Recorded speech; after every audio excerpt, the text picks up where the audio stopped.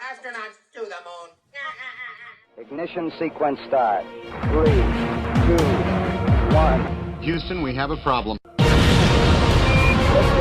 We have a liftoff. We copy you on the ground. You got a bunch of guys about to turn blue. What you're seeing here is a mirage. What's going on, everyone? It's Jaron from Jeranism, back with another live video for you today. Show number 1, we think, of a new show, possibly. We'll see how it goes. It is Jeranism Friday Lounge, number 1, reality check. So welcome to the show. We have no direction. We don't know where we're going. We don't know what we're talking about. So how about that for a good show for you? No, we're just going to have a little fun. I'm joined by 3 people right now. Could be more as the afternoon progresses, but we've got Bob from Glowbusters and a Dude 60. Bob, what's up? Hey, not a whole lot. First of all, can you hear me? We can hear you great. Okay, good, because I wasn't sure. I'm using a different headset, and I wasn't sure if I had the mute on. But everything is going good. Beautiful day in Colorado today. I just got off the Skype call with a good friend of mine who is my top secret PhD electrical engineer friend. And wow, what an amazing conversation we just had. And, of course, I'll be talking about some of that on Sunday. But Awesome. I just love the fact that there's so many amazing academics that are waking up to this and are willing to share their incredible knowledge. You know, it's awesome. Yeah, it's taken a little bit of time, but I think it's coming along for sure. And speaking of people with great knowledge, we've got Rodrigo Ferrari Nunes, the PhD anthropologist. Rodrigo, how are you?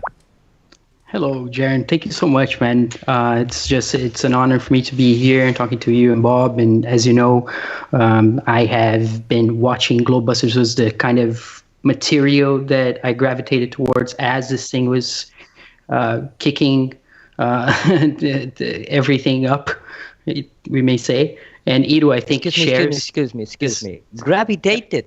What are you talking about? Catch that? Yeah, Caught that's that too. right. Well, but you can talk about it as in the orbits. As nothing. We don't use that word anymore, okay? It's like a Hey, curse word, Yeah. really. Some of us do. Some of us do. Yeah. Bob still uses it. So as a metaphor, well, I mean, you have to, for instance, the circuits that we observe with electromagnetic, when you throw, you show this, Ido, maybe something you want to show. It's really nice when it's kind of like a magnetic thing, a round thing, and then they throw little balls and they start orbiting and they stay there. Like you say, all these phenomena can be sort of explained through electromagnetic fields and what we can test with them. Yes. Oh, yeah, Bob shows that all the time. And we also have Iru Landucci, the great, the powerful, Hello, the everyone. wonderful. Welcome to the Hello, show. everyone, and thanks to having me on. It's a pleasure. It's a nice time for me because it's just 4 in the afternoon, and I am more, wake up because it's not Sunday, it's just Friday. So thank you for inviting me, and hello, everyone in the chat. I hope it's going to be a great show because we don't have any, path to follow. So that for me are one of the best, improvise. How is the word to use in English? Improvisation, exactly. That brings, a fresh air to this hangout. So thank you. Well, but we have things that are happening, right, Bob? You just had a conversation just fresh out of it. Yeah, absolutely. This gentleman has been a follower of Glowbusters for the last 4 years, and like I said, he's got multiple engineering degrees. He's got a PhD in electrical engineering, and it was just absolutely amazing. He is not in this country; he's in a different country, but he has shared so much incredible information with me, and has really kind of given me an insight and allowed me to understand a little bit more where academia is coming from and some of their wild and crazy claims, even though he is definitely on board that a lot of the stuff they say is nonsense. But he also is the type of person that has such an amazing open mind, and he is really an outside the box thinker. So he and I just hit it off great. I love the guy.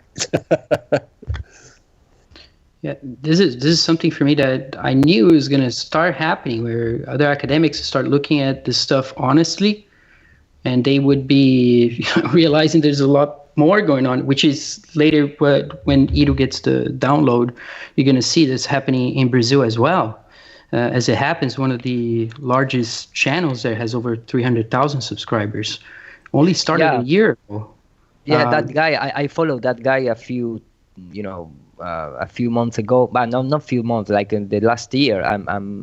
He was a professional, an academic, and you need that first punch in the head to wake up. And once that happened, it's difficult to turn him back. Of course, it's difficult. You need to, for example, it's not just academic guy, but like Geran showed before yesterday, for example, the pilot.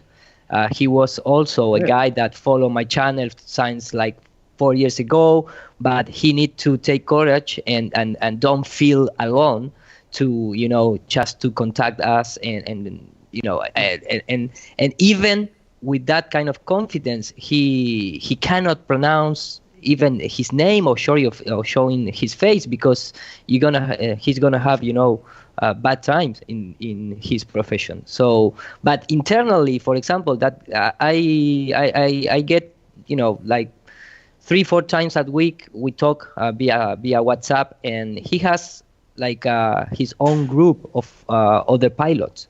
Mm-hmm. So of course it's not alone, but I am talking about like 10-12 pilots in the WhatsApp group. Once maybe someone shared this vision about the flat earth, or on others is just trying to understand what involves to be a flat earther. Uh-huh. But for example, we got discussed and this is a video from their cockpit. Is that correct? Yeah, that is an original video from and he sent me another one, but I am not showing, because for me just that one is enough. But the guy, for example, the 2 days ago I shared via WhatsApp the Geran video from Max Egan, showing the compass, when he flew to Australia, because I trying to discuss with him this classical flight that Chile to Australia, and trying to understand what's going on. Of course, he doesn't fly that kind of plane, so he trying to contact some friends that maybe has some kind of contact with pilots that are flying those planes, because it's not a lot of companies that do that kind of flight. So it's nice to integrate professional people, academic people to the group, because you're gonna have fresh information. Yeah, this is just one of the things that I wanted to say. There's nothing really that distinguishes, an academic. It's something really special. It's really what happens is that for people who want to study a subject in a certain depth, there is kind of a way that the world, presents. And really, you to not be drawn into the sciences in a way that's accepting of all their reductionist formulas and so on, it's quite difficult, but it does exist. Some people are honest; they're being bamboozled like everybody else. But it is important to stress that and I know this from my own research. It is really something that I have focused on, how regular people, so-called regular people, have insights that are really profound and that represent theory, and it doesn't stop anybody from looking into many techniques. In the place where I went, there are people. The most important sort of computer person there, it's some guy who taught. Can you believe this? Like, he taught the doctors how to cure his cancer. Because he was glued to computers and trying to figure out what was going on. And then this guy was gonna take care of all the computers in the region, and he doesn't have a degree, right? So it's important. Everyone has potential and the titles really don't matter. But sometimes, as in the case of anthropology, I think that because anthropology is so open to different ideas and questioning, especially questioning science, then it drew me straight into this because I was looking at cosmology already. So, but it is because of a personal kind of thing, right? And so I'm saying it's good that academics are finally coming out, taking the courage to step out, because what's happening is that they're losing so hard. And it's pathetic. It's like sometimes it makes me sometimes feel embarrassed of how they react and how they answer and how predictable they might be. It's kind of, for how long can you be kicking a dead dog is a question, and feeling good about it. It's kind of, you feel a little bit, it's almost like it's getting to the point it's so easy. Yeah. It's, I'm sorry, Rodrigo. Yeah, go ahead. I was just going to say, it is amazing how many people throughout history have not had or been formally educated and have been some of the greatest inventors in the world. And that is just an undisputed fact for sure. Absolutely. And, one thing my friend was telling me about just before we hung up was that he was talking to some of his students about, some of the things that are going on, Elon Musk and 9/11. And he's like, I cannot believe how incredibly indoctrinated they are. Of course, by the time they get to him, they're in college, right? They're studying for, master's or PhD or better. But he's just like, I'm so bummed out about this because they are so unbelievably indoctrinated. And it is because, from cradle to grave, we are taught in which ways to think, exactly how to think, what to think, how to solve the problems. In other words, we are put inside a very small box, and it really takes a lot to break free of that, for the academics that are out there. But other than that, you get so many people that are just, quote unquote, garage tinkerers that make unreal discoveries, right? So, right. It's, of course, people who are just curious and honestly looking into phenomena. Yeah, and asking questions. And don't forget, for example, talking about this kind of experience, one of the last video of G. Toland Media, that he talks about working in special operations, and he's not just a regular civilian engineering. That's right, totally, yeah. People ignore that, and he gets attacked like crazy. And there you see also somebody who is a believer in some higher power as well, and who is a scientist dead on, who has extreme experience measuring things and in the field, and who's presented stuff like that to us, and whose evidence is undeniable. It gets worse, actually. It went the other way. Don't you think that's what it comes down to, though, is really a battle between those who believe in spirituality, believe in a creator, versus those that don't? It seems to me that it's pretty cut and dry. You've got one side, the globe belief, which is we're all worthless, we're all just specks of dust, and science knows all, and there is no creator, there's no reason for one, there's no need for one. And then on the other bill, you've got the people who understand that, and you can go through all of them, right? Malcolm Bodum, all these guys are, none of them are atheistic or in that realm. You've got Robert Sungenis, right? So all these guys that do the research, at least into the Earth not being what we're told, it's clearly a two-sided affair to me. Right. Well, you also have to think about the people that obviously Flat Earth has got a lot of very religious people in the community. And for those people that aren't Flat Earthers, obviously there's still a whole lot of religious people out there. Mm-hmm. And, you have to wonder, what are they thinking when they're reading the Bible, which is clearly a Flat Earth book cover to cover? I mean, that's got to be causing some really major internal dialogue. It really makes no sense. Well, what I know from Brazil, it's actually going on and has been going on for a long, long time, is that spirituality and the ball itself have merged, so that people who think of themselves as deeply spiritual, who sometimes might not, but I don't know, who are looking for spirituality, but there's a lot of it. They have incorporated the whole UFO discourse. They have these galactic federation people, and they communicate with beings in what they believe are other planets in places and so on. So there's a whole package for bringing the ball to some sort of spirituality, which you see through David Wilcock that you know very well, Bob. Yeah, definitely. And that's, so you have people coming at it from all different directions, and there's still so many conflicts, to be had. And I think that once you really start seeing the truth and the reality that, this is a constructed place, there is a creator, at least some of those mysteries are solved. You know? Yeah, and one of what Jaron's saying is that one of the packages in the other extreme is exactly that atheist, materialist, transhumanist package, which is the big problem and the big difference also between a PhD in the sciences and a PhD in a field like social and cultural anthropology, which is more holistic. It looks at many different theories, many different cultures, languages, and so on. They never get this. They never get the history. They never get any different language at all, any appreciation of different peoples. As you see in many interviews, they completely reject. Iro has come into this, where they just say science goes forward and everyone else is stupid and so on.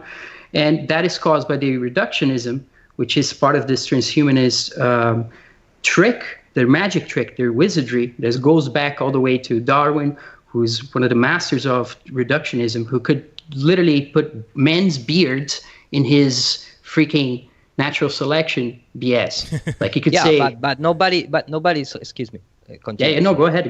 No, he could say essentially that you have a beard, Iro, because women love beards, and you pass that along, and that it's because of how you get genes to pass along, essentially. And later you get these Richard Dawkins, who we know was involved with Epstein and so on. Yeah.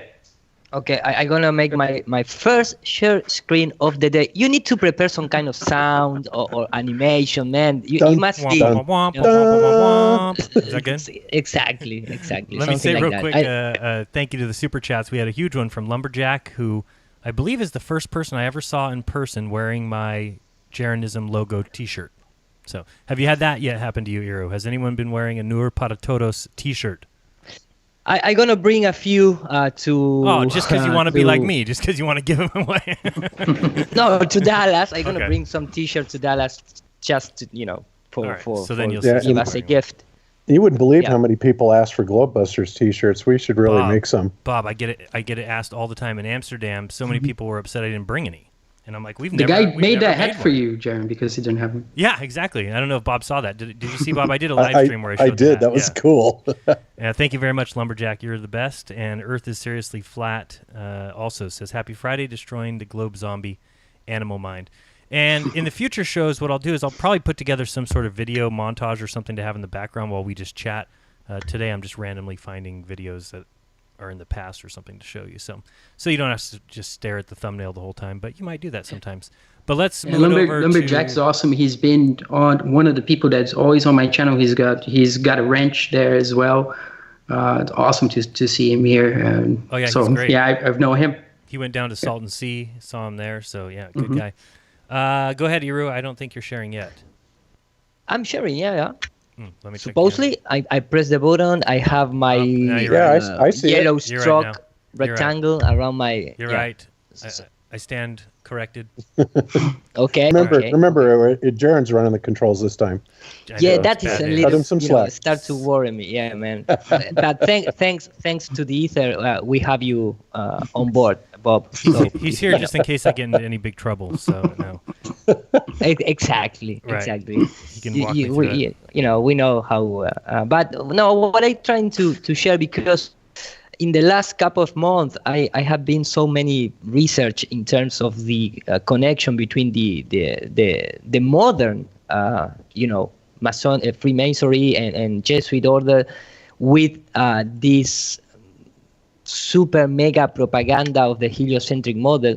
And it's really sad because I don't have the time to translate or put subtitles in this kind of talk. But let me just trying to illustrate what's going on here. We have here, of course, as you can imagine, in Argentina, we have one of the biggest lodges talking in terms of Freemasonry. The name is it's the Grand Lodge of Argentina.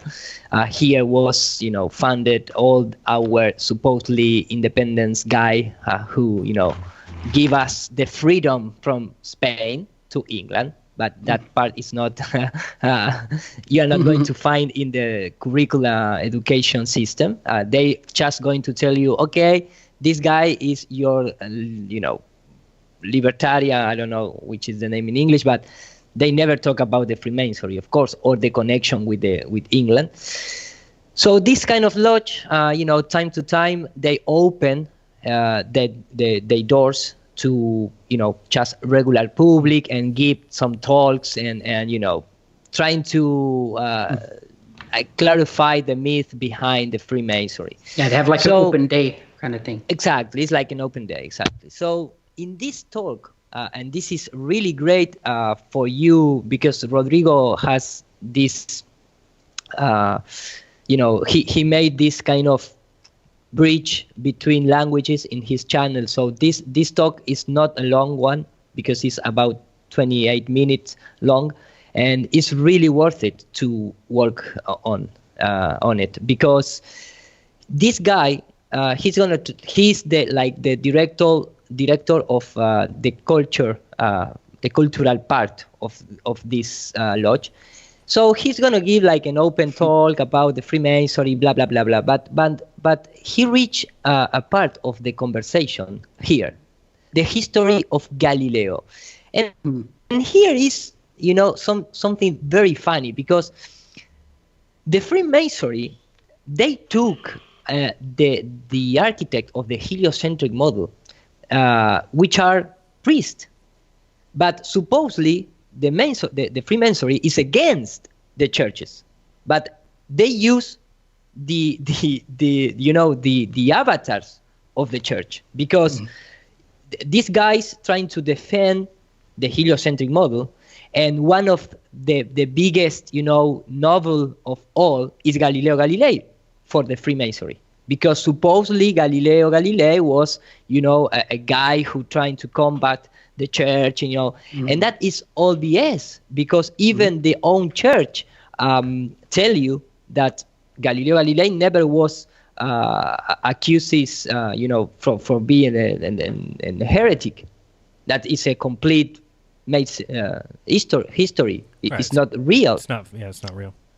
It's not real, and we have like the guy, this the big son guy, the brother Guy Consolmagno. Let me just. This guy is amazing, and I was looking and analyzing like the last 3 days obsessively his talks around the universities around the world, and it's amazing. It's amazing. Then we can talk total sci-fi. Is it total sci-fi?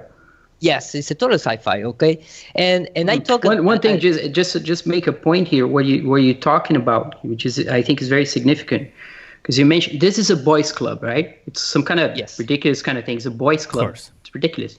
The whole thing's ridiculous. You follow a master. Kind of, it's like for people to subject themselves to get power. The whole thing's just so dumb. But then he uses obviously the same thing that NASA does is using this Jungian, Freudian theory of the subconscious archetypes, and then the hero is the big archetype. And so you have, from Galileo to Einstein. You see in Back to the Future 3 that the dogs are named Galileo and Copernicus and Einstein. Yes. Dogs. And Einstein, yeah, of course. And then when he gets with the girlfriend, he gets his girlfriend that he saves, and she has what does she have? She has a telescope, and they go and watch the stars. And because he comes from the future, he talks about what? Rocketry, of course. And also Julio Verne. His inspiration is science fiction to become a scientist. Yes. In fact, in this one of the picture on the wall in this lodge is this one. Energy, universal energy, and there you have the sun, at least with some non-homogeneous white color or yellow color. You have like this, nucleus furnaces energy drawing in on the sun, because nobody sees this kind of thing in the sun. But if you are a Mason, you have special eyes. So universal energy, and there you have like a chain, like a chain holding out the Earth. The symbol, the symbol of the orbital path, the Earth around the sun. And then you have this all kind of, this is a storm that you need to pass if you are not initiated, because you are like a profane and you don't know nothing about living this life. So you know what this is just nuts, because it just reminds me of what I've been thinking about with the ball all the time, because it's exactly like the prisoner's lead ball. And this is what it really is showing this. Yeah, and then you have the ones who have been enlightened, and they have all the knowledge to live a good life. But what I'm trying to say is, this guy, it's tell and story really, really nice story, because this is real life, and this guy trying to convince the normal people to join to the brotherhood.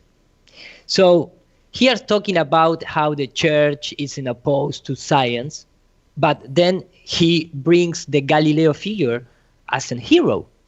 And when you go to the official records, Galileo Galilei was the first director of the first Occidental university in the world, which was the Pontificia, I don't know how to pronounce this in English, but it was the first academy, the first university in the world is the Pontificia Academia of Science from the Vatican.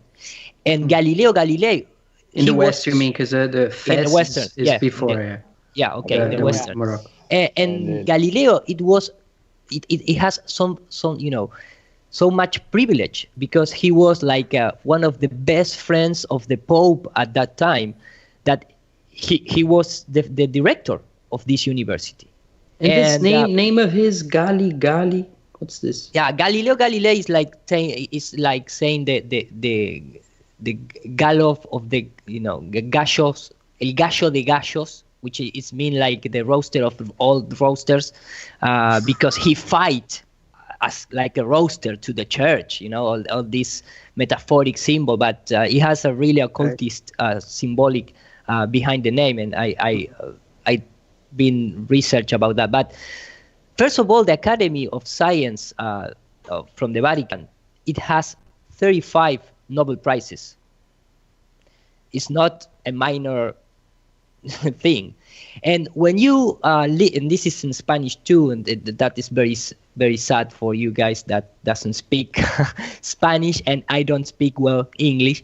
But this guy here is from Argentina, and he right now is the one of the principal head behind this university, because this university is still operated, and it's the only one in the world that has the obligation, and this is not my words, it's the word of this guy, has the obligation to present conclusions. He said other universities can, just bring papers or tell stories or present articles and blah, blah, blah. But the only academy that has the obligation to present conclusions, and that conclusions determine the operations that is going to take place in real world, is our academy. And all this talk that this guy gives is about an hour talk is about the climate change and how the Vatican produced the information with NASA for the climate change. But before talking that, he's going to present to the public this figure about Galileo Galilei, telling all the truth, that the church never make a condemnation. I don't know which is the name in English. Sorry if I invent some terms. No, but they never condemn Galileo Galilei. He was one of the best friends from the Pope. It's just only one cardinal who blame Galileo, but nobody take into account. Was that, and of course, was that Bellarmine? Yeah, Bellardino. Oh, not the Cardinal Bellardino, okay. Which is the name. He talks about the connection between Galileo, the Vatican, and the Medici family, who found, the Vatican. He talks about the Galileo Galilei being a Jesuit, and so on and so forth. So that is the real history behind the Galileo. But the Freemasonry. One thing I noticed, Ido, is that, like you're saying, like the rooster, Gallo, the rooster. Exactly. Well, what does the rooster? What does it do? It announces the coming. It announces the coming of the sun in the morning. It announces the coming of the sun. Yeah, that's true, man. That's true. Nice point. And so heliocentrism. Completely. It's to the it's highest. Like, it's the one that's like, announcing for everybody the sun is coming. So it's weird in that way.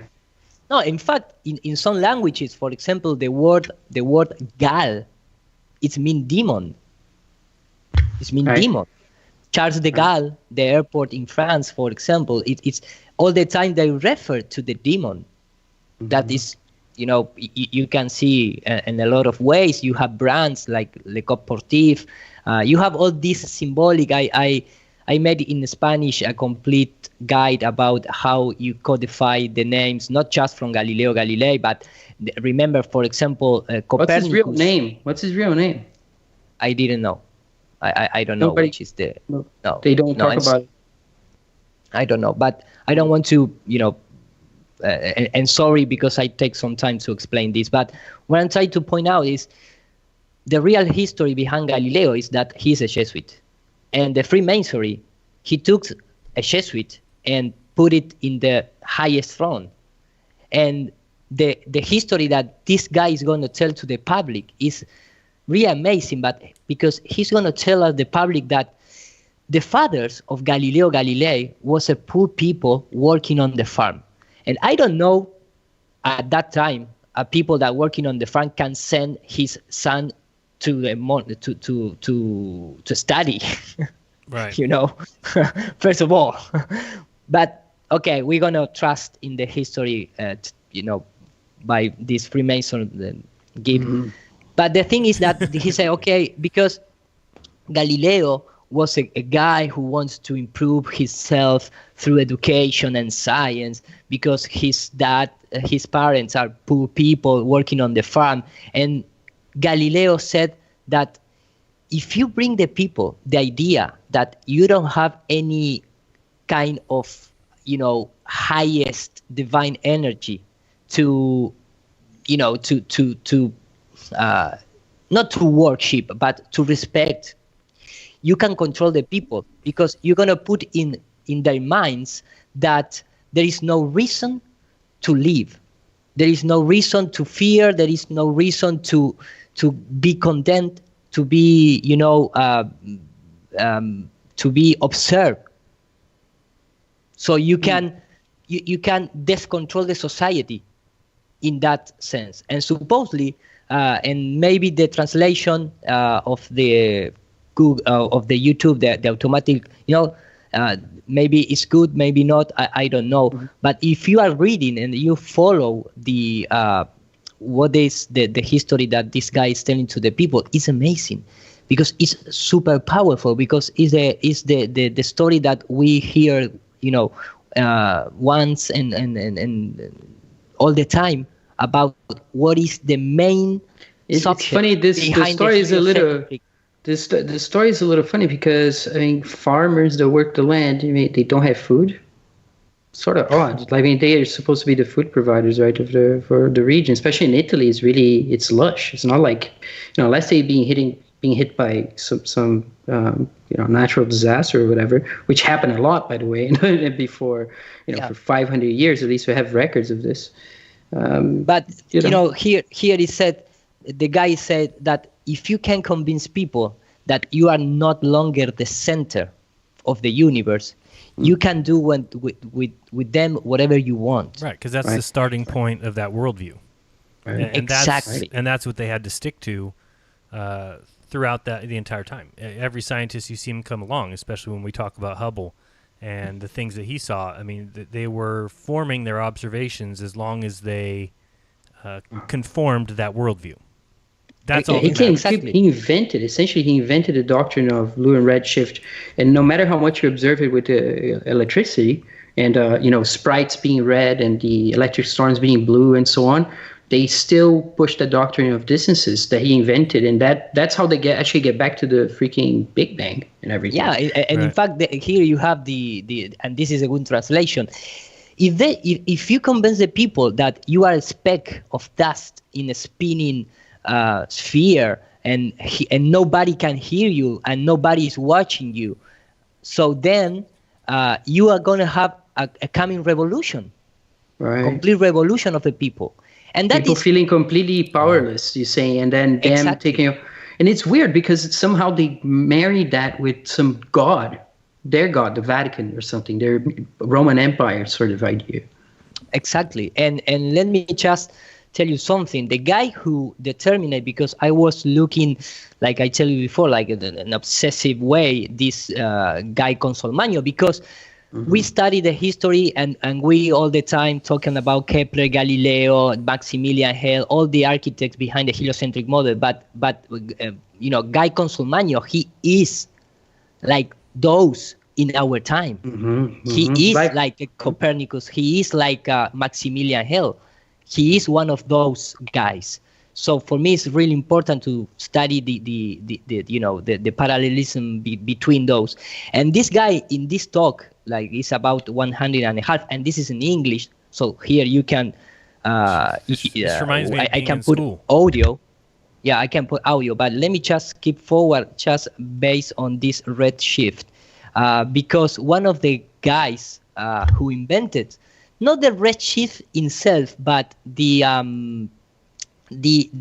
technique between determinate, and this also talks about dinosaurs. Let me just, sorry for my, I believe it's this one. So, yeah, it's this one. Here you're gonna see. Let me just. Or no. Oh, damn. This reminds me of being Sorry, in guys. school. I was taught by these Jesuits, Yeah, but he talks how about the was guy. it? Did they push space, Jaron? Like, do you remember that? Absolutely. Did they have an agenda to push it, kind of thing? Absolutely, yeah. They want you in one worldview or the other. They want you in the space world or in the religious world. They pushed them both, and that's ultimately why I got disillusioned with school. Was because I didn't understand. Growing up Catholic and having that understanding, and then getting into high school, and then them pushing heavily these sciences that didn't seem to match with what I was taught, and then you would ask questions, and it would always come back to. This is what we know now. And Catholics are different than Christians because Christians are definitely married to the Bible, whereas Catholics are married to the Church Fathers. So they can change. This is the glorious thing about Catholicism, is that they can change along the way however they want. They can adjust things, whereas a Bible-believing Christian can't do that. So they get away with defending their pedos, no problem. They get away with it. They just whisked away. They disappear. Nobody talks about it. No, and I think that's why when we talk about them, if we go back to the days of Copernicus and those eras, they didn't. I don't think they were ever really threatened because they're so powerful. They own the world still to this day. So if they need to change their beliefs to lean more towards a heliocentric system, they have no problem doing that as long as it benefits them. Yeah, and it's in this talk that he talks about how the Jesuit organized the calendar, something that everybody knows. But he also talks and talks a little bit about, of course, Galileo, all the Jesuit guys. But he also talks about, well, all these books, for example, all these books talks about that Galileo never been, condemned by the church. That is all complete BS. So you have all these books that tell you supposedly the truth behind. Right, they tell us that he was in the Galileo history. That he was in jail. He was jailed and everything. He was sent to his house on house arrest. They make him a kind of Socrates or Jesus, right? He was like in prison for the truth, and people still use that kind of line. The Freemasonry took that idea to give power to the heliocentric model, because the Freemasonry say, we came here to save you from the church. Right. But it's the same with the Mormons. We are the science. We say Galileo, Yeah, the Joseph Smith, the guy who's the founder of the Mormon Church, that's the idea. That's essentially his story. They were kicked out from place to place. He was injustice, and eventually they killed him. And then they found the promised land in Utah. And it's the same kind of story. But they don't tell you that he was like doing all that, had a pedophile or sort of how do you call it, multiple wives, and then he was doing that, lying to some of them and taking them to join him and hoarding them, and that's why he was kicked out from place to place. This is fantastic because he started his talk showing the ISS and the astronaut inside ISS.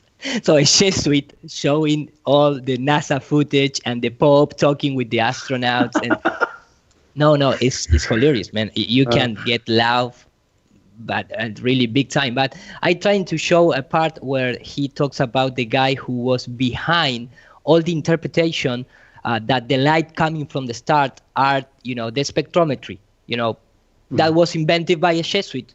And it goes down to, they probably bring that back to Newton that got the prism working. Exactly. But it was invented by a Jesuit, and all the spectrometry that we use via software, it came from these interpretations, trying to justify the heliocentric at the distance to the stars and the redshift, because remember that the redshift idea is not came just from Edwin Hubble. It came from Georges Lemaitre, which was a Catholic priest that invented that idea of the Big Bang and the cosmic background radiation. In fact, for example, all these images that you maybe believe or suppose that are coming from the Hubble, it's not coming from the Hubble. It's coming from the image from the Vatican Advanced Technology Telescope, the BAT. Images, of course, for your imagination. Yeah, but Superman, you have all the League of the Justice. I don't know which is the name in English, but if you are really like the history behind all the heliocentric model, but with modern connections, you must check out these conversations, this talk, and how he trying to indoctrinate people along the world, because this guy is jumping from university to university to tech talks to even maybe right now is behind you. And the Jesuits, during the 17th, 18th century, were really the first scientists to enter into contract with like China and India. That was the first time that Western astronomy was even introduced in those countries. Yeah. So they made those observations in India and China, and then I think they even spent some time at the Imperial Observatory of Beijing. So really, it's them who has spread throughout 17th, 18th, and 19th and 20th centuries. It's the Jesuits that have pushed these ideologies around. Yeah. Yeah, and isn't it amazing that the Catholic Church and the Jesuits started the educational system? They are first in exploring space, right, and all of their Vatican observatories and all of this stuff, and people will kind of discredit flat earthers for even being associated with religion in the first place, and they don't even realize that it is the religious institutions that brought them their science. Right. It's just amazing. Exactly. Everywhere, even in Africa, South America, right? I mean, that's where you and guys absolutely, in the history of anthropology, this is one of the things that most social and cultural anthropologists will come across is the residential school programs in Canada and the States and Australia that the colonialists brought in. And it was like how to become a good British subject. So you learn to clean and to do all the kinds of chores that they expect you to do, and to take up the kind of trades they want you to take, to give up on your language, on your religion, and push their own religion. And then also sexual and abuse was part of it. And people still live with the consequences of this. And that goes back, it's connected to the regular school system that is so... I don't know. They defend, I guess, somehow, because everybody knows it's kind of falling apart. Yeah, the most amazing thing for me is that the guy that who defended the heliocentric model against the church of the they don't realize that they are defending the church and the new paradigm that came from the church. Yeah, they don't even know. It's like the guy who went against Shelley Lewis, right, and the other flat earthers. This Indian guy, right. He was attacking them. They didn't bring evidence. You need evidence. And they never showed what he actually did, because they had a little biopic and they say, I do this. And at the end of the thing, he says, I'm an astrophysicist. I study what came before the Big Bang. And like, what? You talking about evidence, man? No, man. And religion, and he's it's incredible. And he's following a Jesuit. What it came. And, just let me, I have a little more time to share my screen, Jeran, or it's enough? Oh, we are on no time constraints, my friend. Whatever you want. Wow. Hey, There is one thing that I'd really like to hear if anybody actually has the explanation, but how is it that, somebody like this guy, right, that we're looking at right now, how does he reconcile the Big Bang Theory with Genesis? I mean, how do they do that? Well, because he's Catholic. I have he's Catholic. I have so Jesuits. the response of that. Go ahead, Hiro. No, sorry. The one thing, Bob, even if they don't know how to do that, you know what they do? They put a bunch of money out there saying, do you want to explore cosmology? Do you want to get a master's or a PhD in cosmology? Explore this issue. There's money for you. And then somebody's just going to come up with some creative way of kind of plugging it because there's money for it. We see that's really how a lot of academia works. That's how Richard Dawkins is so famous, and his books can be so poorly written and contradictory and laughable and like comic, but the guy's always out there. You see people laughing at him, and he's like gets so kind of nervous. When you read his books, it's terrible, and it was for me it was such a puzzle. And it is transhumanist money essentially. It's just trash. It has this kind of rotten academia in many ways. It needs to be completely reformed. I don't know how it's gonna have to, some crumbles are gonna survive because most of it's infected with this stuff. Yeah, I think all of it. Yeah. And this is the genesis from the heliocentric model. We talked about this in the last episode of Globebuster. It all starts with the Penzias and Wilson super antenna to detecting the bounce wave from the echo balloon, which is called echo balloon satellite, but it's just a balloon. So they take this antenna. They don't know what to do with this because the Bell company just say, okay, it's enough about this project. So they start making astronomy, and someone from Princeton came and say it's not the sheet of the Pigon, it's the background radiation. But to confirm that, because the image that this antenna produce, just looking at the sky, is still you are inside the system, inside the Earth.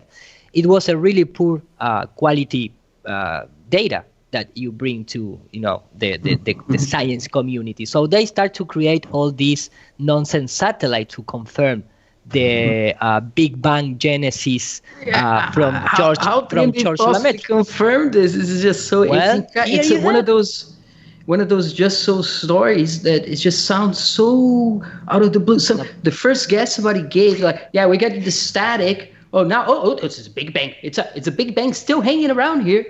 Yeah, and you can get it on your TV set. It's like, no doubt about it. No doubt about it. No doubt about it. Amazing. So you have, for example, from NASA archives, you have how, for example, I'm not going to show the COV satellite, the COV satellite, because I didn't find any decent CGI images. But we have decent CGI images from the WMAP satellite. What happened to it? It died? It died in space? What happened to it? I don't know, but this is no doubt that we live inside the background cosmic. This is it? Yeah, oh, no. and there you have the guys explaining, because he was the principal investigator behind the WMAP that determined this super high resolution background cosmic radiation from 14 billion years old. And this is all they get. This is all, because I really like to surf. Okay. This is data. It's data. You don't understand. You know what I'm saying? It's like it's not. Yeah.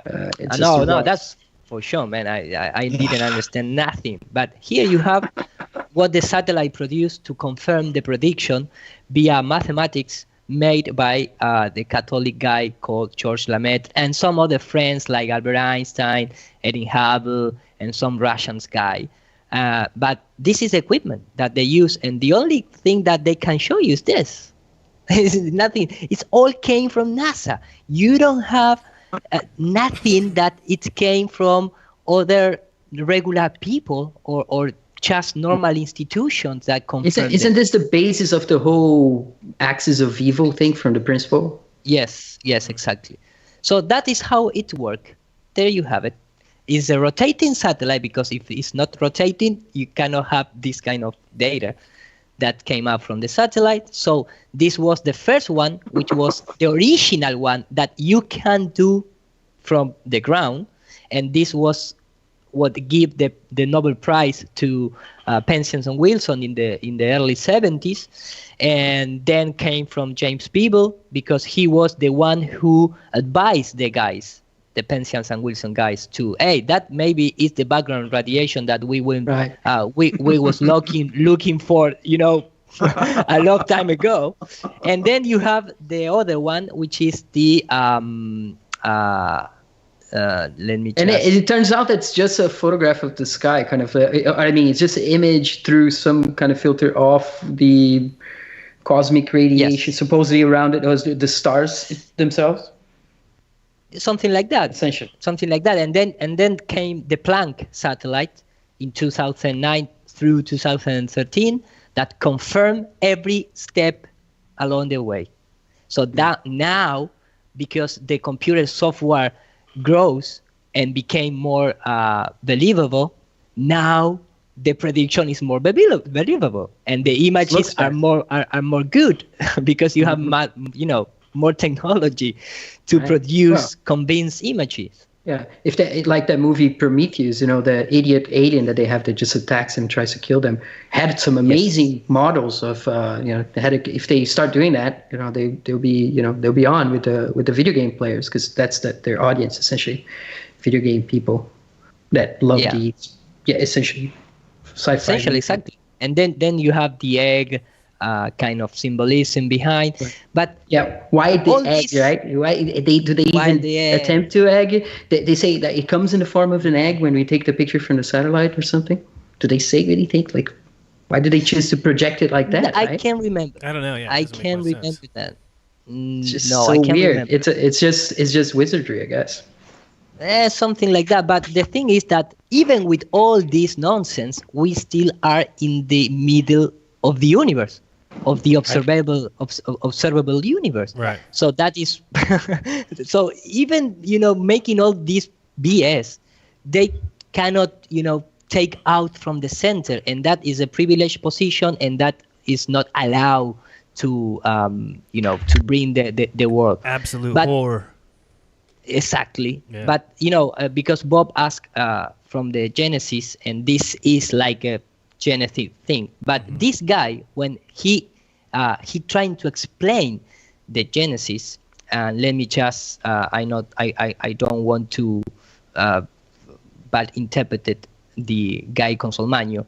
So the talk starts with the Genesis. So let me just play a little bit, and let me just if you hear what is this guy saying. Is good audio? A little quiet. A little low. A little low, right? Yeah.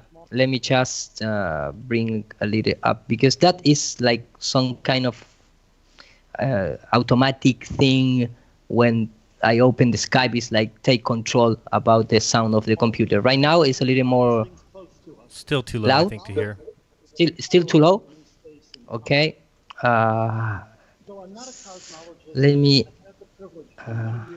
me just. What a strange situation this. Okay, I'm trying to put all in super high volume. I cannot hear him. We did get a couple super chats, so thank you very much to Dave Rakia Gafford. Thank you very much. She said, "Truth will set you free, Rakia Life." And Tona V said, "Thanks for all your hard work, man." Appreciate that. Thank you.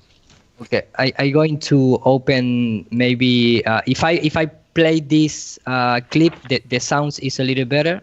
Let me just check it. Yeah.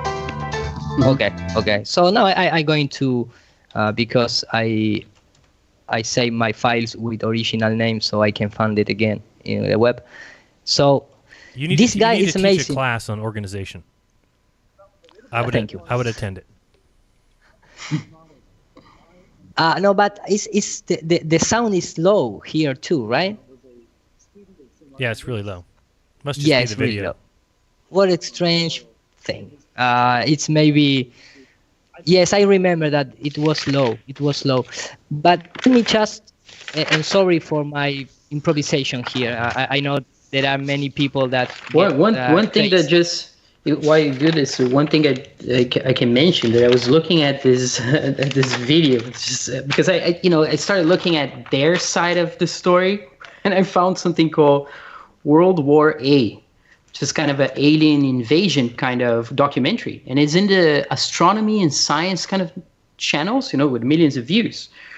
And what you see is that a bunch of these guys, Michio Kaku, and some other people in the military, this guy with the name Nick Pope, like a Pope name, at the end probably linked to Jesuits as well, making all sorts of claims, putting a lot of fear, saying that the aliens are coming for sure. There's also the climate change of Mars that they come up with, this whole story of Mars, which used to be tropical and lush, and then it became, a nightmare. It's like, it's just so, the whole, you can pick it apart. And complete. It's crazy how they mix these things together. Is a total. It's almost like someone wrote a sci-fi script that they did not want to publish because it's so derivative. All the stuff that they put out is derivative, but then they decide to twist it or turn it into a scripted, so-called documentary. Yeah, but this is not the art. It's not a coincidence to tell stories. This guy has a lecture, this one, and I really recommend. It's called Science, Religion, and the Art of Storytelling with Brother Guy Consolmagno. This guy gives a complete that is for real, man. Yeah. Wow. This guy give a complete lecture how to write heliocentric stories, tales, right? Exactly. Tales. How to spin them, to put in the media. Wow. And that is the formulas. The formulas, exactly. How you create heroes, how you wrote about asteroids and meteors. And when you start to compare this kind of look at the Academy of Catholic Thought and Imagination. Yes, Academy. It's an academy. But look at the picture of that logo. It's like a tiny. It's a building. It seems like being like a old-style robot. But when you start looking into this, you realize why we saw so many news and articles with nonsense about science, because it's like they are using this kind of techniques. How to put in our imaginations stories that fill the gap of the emptiness of non-existence heliocentric model. Yeah, and then it's like a little story, usually reductionistic, and then they plug in some math, and that generates their vision of nature, essentially. Essentially, exactly. But the guy, I get the volume equalized, so let me know if you can hear what he's talking about. Though I'm not a cosmologist, Excellent. I had Much the privilege better. for many years of living in community with Father Bill Steger. Okay, let me just play what he's going to talk about the Genesis, because the talk that he gave is called "The New Physics and the Old Metaphysics" by Brother Guy Consolmagno, which means with the Son, Soul, Magnanimus. That is a surname that supposedly this guy was with the family. In the 70s was another cosmologist by the name of Stephen Hawking.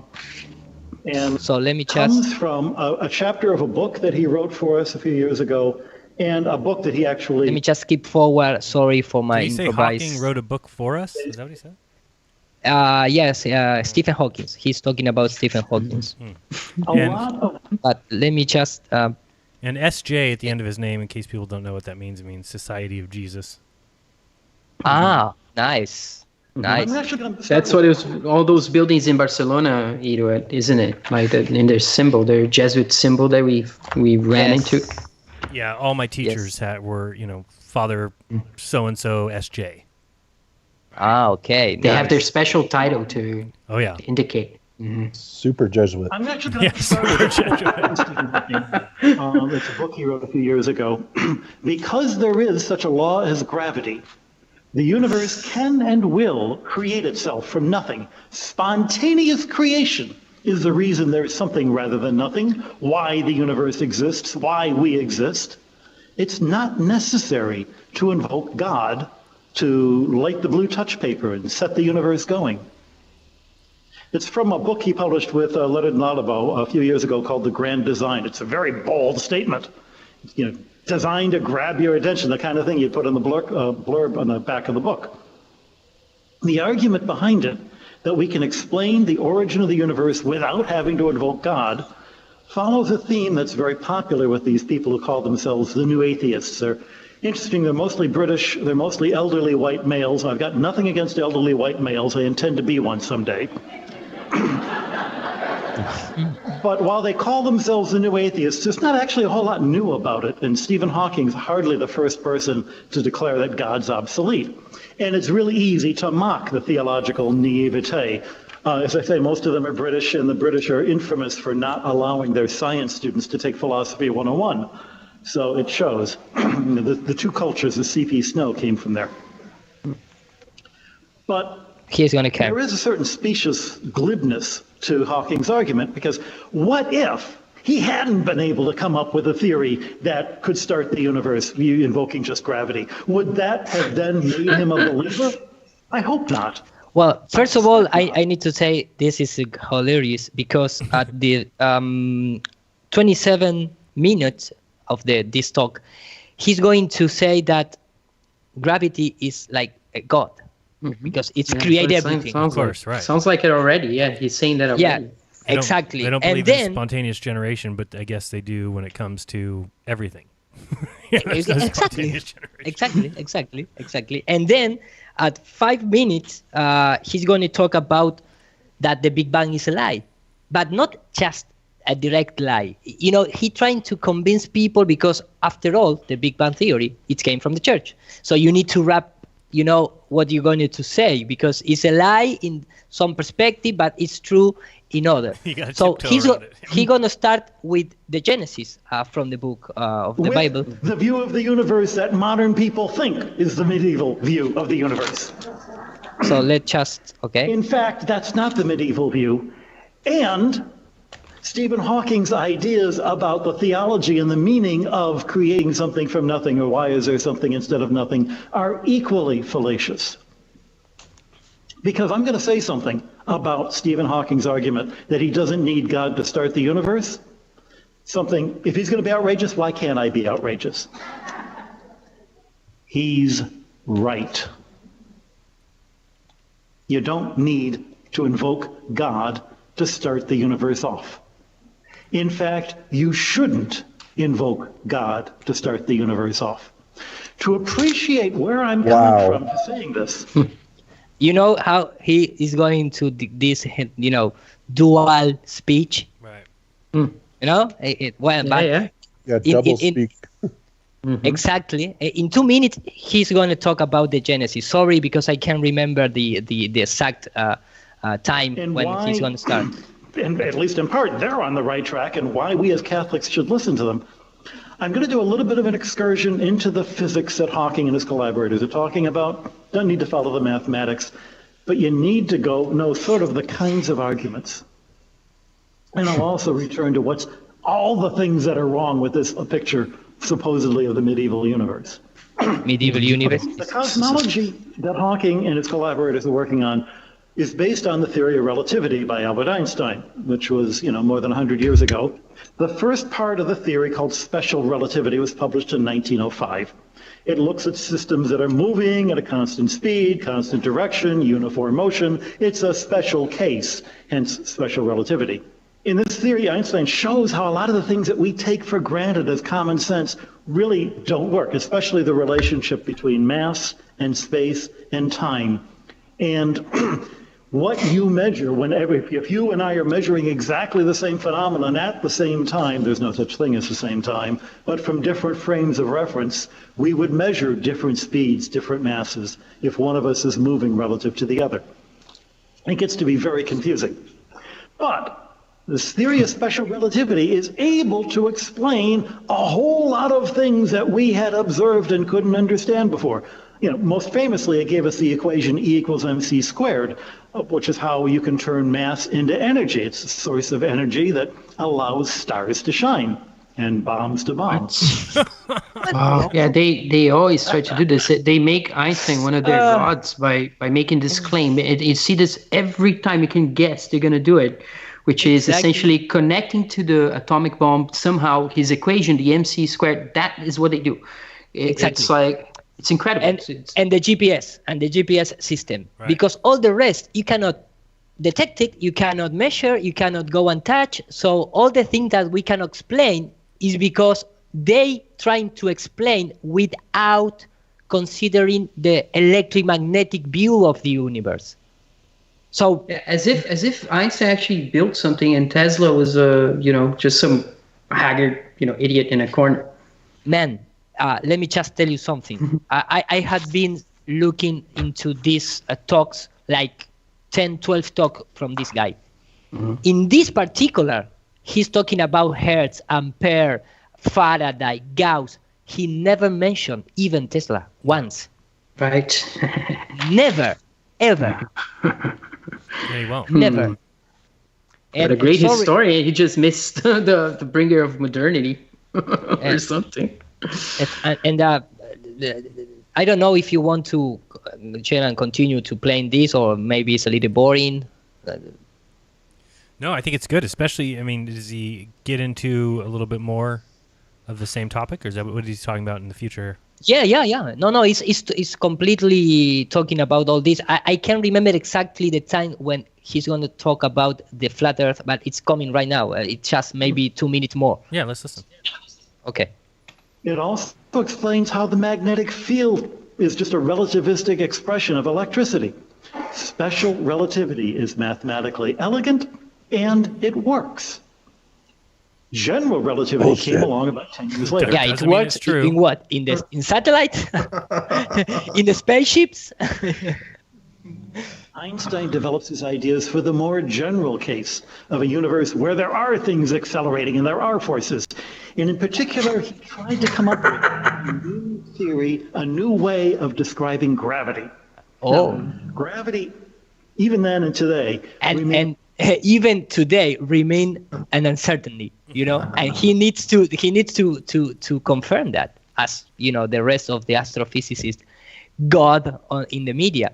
Even then and today, remains the most difficult of natural forces to understand. Isaac Newton. Oh, he goes for a science fiction writer, who happens to be also supposedly a scientist with many degrees, but mainly known for his science fiction work. The Art of Storytelling with Brian Consolmagno. Yeah. So, and Asimov is a decent storyteller. Wrote a lot. Studied Shakespeare. But it's not the reality, man. I mean, no. Well, maybe there's clues in it. That's what I'm saying. Who knows what's in there? The bamboozle, not for reality, of course. Okay. Fiction background. Isaac Newton gave us the full idea of gravity in his theories, but he never attempted to describe what gravity actually was. It was just enough to be able to describe with mathematics how it behaves. He came up with the equations that allowed you to predict, for example, how long it takes for an apple to fall from a tree, or how long it takes for the moon to go around the earth. What? Why it works that way? That's a question He's coming. He never even tried to answer. When he was challenged on that, challenged to explain how gravity works, he just said, I feign no hypotheses. Wow. Actually, he said it in Latin. It sounds much more elegant there. Ancient cosmology started with the observation. And here comes 7 minutes. Sorry for those 7 minutes, but I think I believe that was great 7 minutes if you want to see it that way. Ancient cosmology started with the observation that anyone can see. You walk outside, you look across the field, and you can see the world is flat. Of course. We're living on a flat world. And when it's clear, you can see there's a dome of skies overhead. This is the view that's described in Genesis. But it's not Genesis saying you must believe this is what the world is. Genesis is saying everybody knows this is the best science of its day in the year 500 BC. So God is dependent on the science of the day? Right. Exactly. Bob, this reminds me exactly of school. This is like giving me chills. Because this is And what it's I had also- to, this yeah, is what I no, had go to ahead. listen to Sorry. from these Jesuits. This is what I had to listen to, where it's just backwards talk. And again, Catholics don't necessarily believe that the Bible is word for word from God. Why? Because they're the ones who changed it. So it's really Exactly. Exactly, man. That is the kind of idea of the concept that you need to take into account. So let me just play again. This is exactly the kind of thing, that they use against indigenous people to call them children because they believe in spirituality, of course. And what he's doing here is this kind of scientific so-called progressivism, right? The idea that science is always moving forward. And if it was, there would be no poverty right now. Nobody would die of disease. Nobody would be fat and out of shape because of what they're eating, the processed food making them sick, and so on and so forth. Because that is all connected to the science that they defended. They always say it brought you medicine, it brought all this. They talk about electronics, but they don't talk about how the whole world, this political system is a total joke. And that should be, there's something called political science as well. There's all this other stuff. But iron scientists working on problems that make people have better lives, shouldn't that be the focus? These guys are just looking at this cosmology, this kind of storytelling, essentially, as Edo just proved it, right? Yeah, But it's this whole idea that that we're moving forward, right? And that Exactly. and that in the time of these guys, when everybody observed, it was actually flat, and anybody can tell. Somehow that's the state of the science, the backward science of the time. But that's the inversion. That's right there is what we know as in many in the double think and as Don Pettit being a genius. We know those inversions that they have it right there. In fact, but the real thing is because maybe the people that just join us on the hangout, on the live, maybe they believe that this is just a regular priest, giving up science, mixed with religion talk. No, this is the actual director of the Vatican Observatory, and he came from the Jesuit order, and he works hand to hand with NASA. And you can find it online. You can find his bio online. You can find his connection with the whole Glory Church of the heliocentric model, which is and he's NASA. talked to the grass as well, of course. Yes, he even in this talk he mentioned that if you want to become an astrophysicist, you need to do for the love to the nature, because the only guy who can reach with astrophysics talk was the Grace Tyson. He mentioned that, he is in touch with everyone. So let me just finish that Genesis part, and sorry for making so long, but I like to talk a little bit. But it's not Genesis saying you must believe this is what the world is. Genesis is saying everybody knows this is the best science of its day in the year 500 BC. They didn't say 500 BC, but you know what I mean. And given that this is the best, understanding of what the universe is like, then Genesis talks about the God who made it. That makes no But sense. in Genesis, it describes. It doesn't. It makes no sense. It's painful to even hear, because what they're talking about spits in the face of the entirety of the religion, and the understanding and the book. I mean, if it's not God's word perfected, if it's not divine, then it's simply the best words of men at the time. Exactly. Yeah, Exactly, man. It's hilarious. Just and even in this talk, he talks about the Council of Nicaea and how the priest put all together the best part, because he also talks about the Enoch book. Yeah. Mm-hmm. And how, of course, he's not going to mention as an astronomer or astrophysics, whatever he does, he's not going to mention that the Chinese in 1000 BC had already measured the dome and believed on a flat Earth as well, and had astronomy books. Exactly. Everybody, I'm sure. I think China did. I mean, in these places, until they got visited by the Jesuits in the 1700s. But in Genesis, it describes a dome amidst the waters, separating the waters above and the land below. And you notice that, there's water and hail coming through little ports in that dome, and there's water underneath, and we've all lived there. This is the universe, the common sense observational universe that we all live in. But it didn't take a whole lot of observation to recognize that it was incomplete. A few hundred years later, by the year 300, the ancient Greeks understood well. Everybody in Greece knew that the world was round. You can see It's lying. Of course, and not just is lying.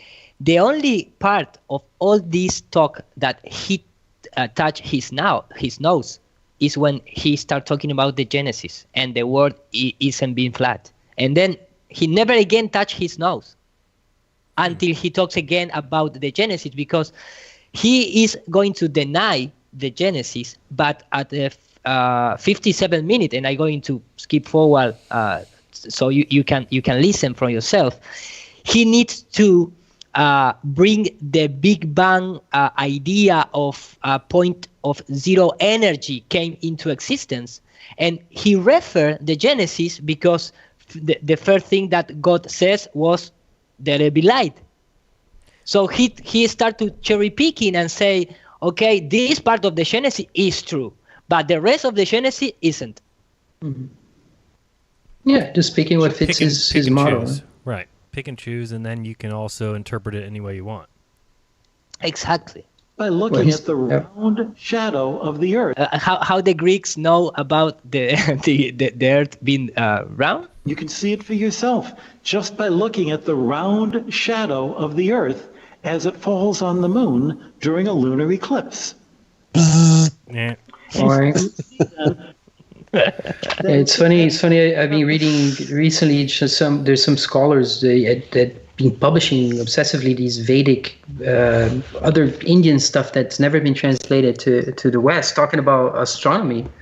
And when they look at the moon, it has two nodes, Rahu and Ketu. One is masculine, one is feminine. There's all these correspondences with it, and they are these nodes or these things that accompany the moon, and they're the ones who are generating what we see in their view, and they kept those views for thousands of years. They thought the moon had its own light as well, and so on and so forth. It's part of the main. And we're still waiting from a real video from the Lunar Recognizer Orbiter to show us really the shadow of the Earth projecting on the moon from the moon. Right. From just the as you can outside the see system. here, as we can see here with balloons at the same time the eclipse and so on, right? How about a video from the moon of the Earth getting in the way of the sun? Yeah, it would be amazing. But of course, we'll never see anything like that, and that's just ridiculous. Because what it would cost them realistically to send one of their little probes to the moon with a camera, it would be nothing to them. No, man, but the most hilarious thing is that they talk about that they need to turn off the Lunar Recognizer Orbiter during the eclipse, because if not, and this is an official video, this is not made by me, they need to turn off the equipment of the LRO because the battery is getting down, so they never can recover it. No, are you serious that they presented this as their video on the left, or no?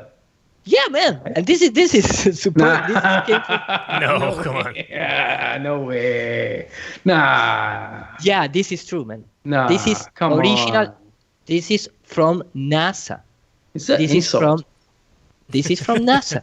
That is some really crappy reconnaissance from the LRO. Oh my God. No, the one before, you had the image there. I mean, some people still believe the lunar landings and stuff. You have this crop with a square around the Earth. Yeah. I had a question too. If you're on the moon during an eclipse and it's a blood moon eclipse or whatever, would you be bathed in red light? No. No. Of course not. But now it's recovered the battery, and right now we don't have more battery, and because it, and you know what is funny? What would happen if have you tried modeling this? Like what Jaron just said, like from the moon, the sun coming from behind the Earth or whatever in the shadow, what kind of effect you would have?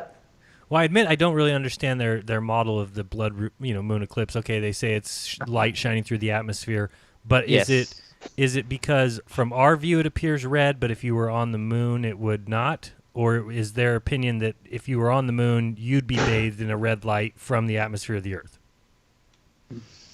I don't know because they never showed that. Yeah, no. Look at that. Look at that. Like, how is that? I mean, this is one of the things. Like, how is that? That's the red, I guess? Yeah, they're showing Yes. the red. This is original from NASA. Let me just play it.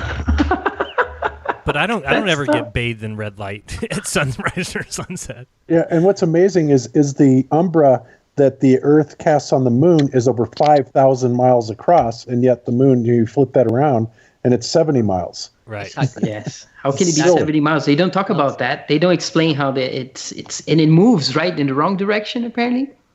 Right. Well, that these correct? are the alleged observed. I mean, I agree with the 70-mile one because we observed that, and when you see a lunar eclipse, the sun going over the moon, it's obviously way bigger. And I looked it up. It's part of my presentation I did down in South Carolina, and it's over 5,000 miles. The shadow, 2.6 times the diameter of the moon, is the size of the shadow that the Earth casts over the moon, and those are observed phenomenon. Right? They are so disconnected though from logic. Right. It just it's unbelievable.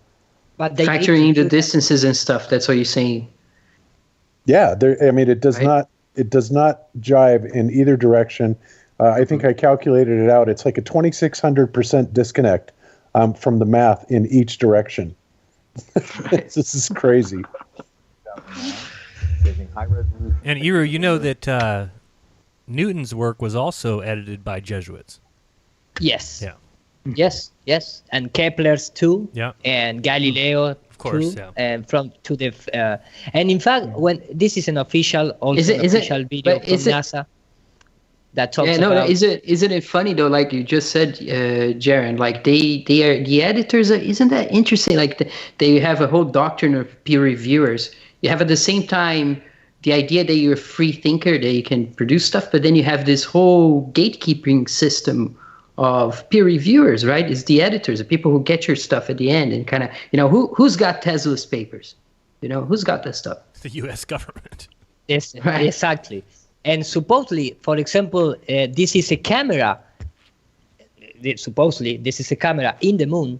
So if you are in the moon during the lunar eclipse, you're going to have this red, color on the surface. It's nice that you can see the lights of Chicago from here and Florida. I can clearly see it. Yeah, and what is really funny is that people believe, this is all the explanation and how and why the lunar recognized orbiter needs to be off during the lunar eclipse, because if not, they cannot recover and turn it on again. all this nonsense that it doesn't have any sense at all. But if you're trying to and let me just making this lunar images, for example, from Japan. The people believe that some of the best. Yeah, stuff. the people.